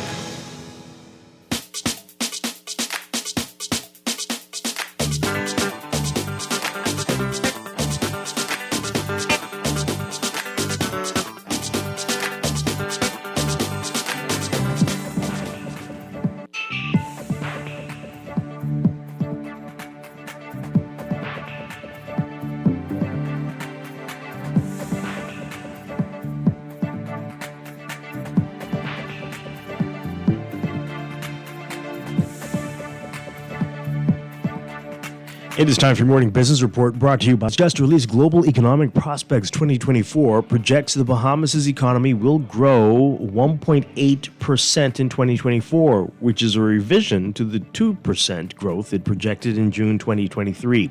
Further, the World Bank projected the economy would grow 1.6% in 2025, down 0.3% from its June 2023 projection. Overall, the World Bank said Caribbean economies are expected to grow 7.6% in 2024 and 5.4% in 2025 after 4.6% growth in 2023. Excluding Guyana, which remains in a resource-based boom since the discovery of oil in 2015, the region's growth is expected to accelerate to 4.1% in 2024 and 3.9% in 2025. However, prospects are uneven across the subregion. Executive Director of the Grand Bahama Port Authority, Rupert Hayward, saying in a statement that the Port Authority reached out to Pharmachem's president, Pietro Stefanuti, in the wake of the announcement of the Pharmachem technology closure and offered help. Pharmachem is expected to cease operations tomorrow and seek to wind down in accordance with the law. Hayward, in a short prepared statement, said the Grand Bahama Port Authority was deeply saddened by the news of the imminent closure of Pharmachem Technologies, and the company has been saying that the company's been an exemplary corporate citizen and licensee, but recognize that this is a sensitive time for the company and its employees. The GBPA says it's reached out to the president to try and help where it can, and that it would try to do what it can to help the Bahamian workers who stand to lose their jobs wherever possible. And the Inter-American Development Bank has developed a quantification of the impact of climate change and hurricanes on sovereign indebtedness. in the Caribbean, which it said could ultimately provide useful evidence for the formulation of the Loss and Damage Fund, which is currently being designed under the United Nations Framework Convention on Climate Change. That research paper, entitled Climate Change, Hurricanes, and Sovereign Debt in the Caribbean Basin, used economic data from the Caribbean nations in the past 4 decades, pinned against the top 40 most devastating storms, to develop scientific formulations to present new evidence that the higher incidence of hurricanes in recent decades could possibly be attributed to the influence of climate. You can read more about these stories in today's Guardian business section. And in your Market Watch, recapping trading in the BISX from Tuesday before the holiday. Your market movers: Bahamas Waste moving 125 shares, closing at 1062 unchanged. Focol moving 3,665 unchanged at 475. Consolidated Water up 10 cents to 6.68 cents to 9.37. The BISX All Share Index closing at 2,852.71, up 0.02. That's your Market Watch, and that is your morning business report, brought to you by CFAL, growing wealth for future generations.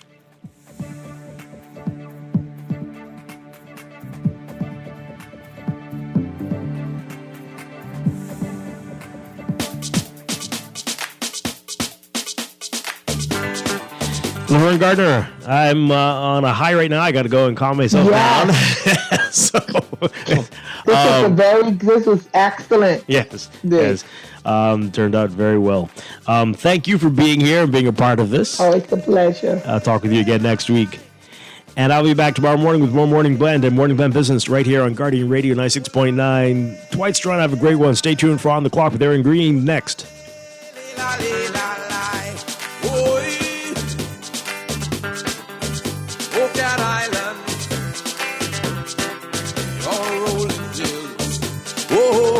Your beautiful sand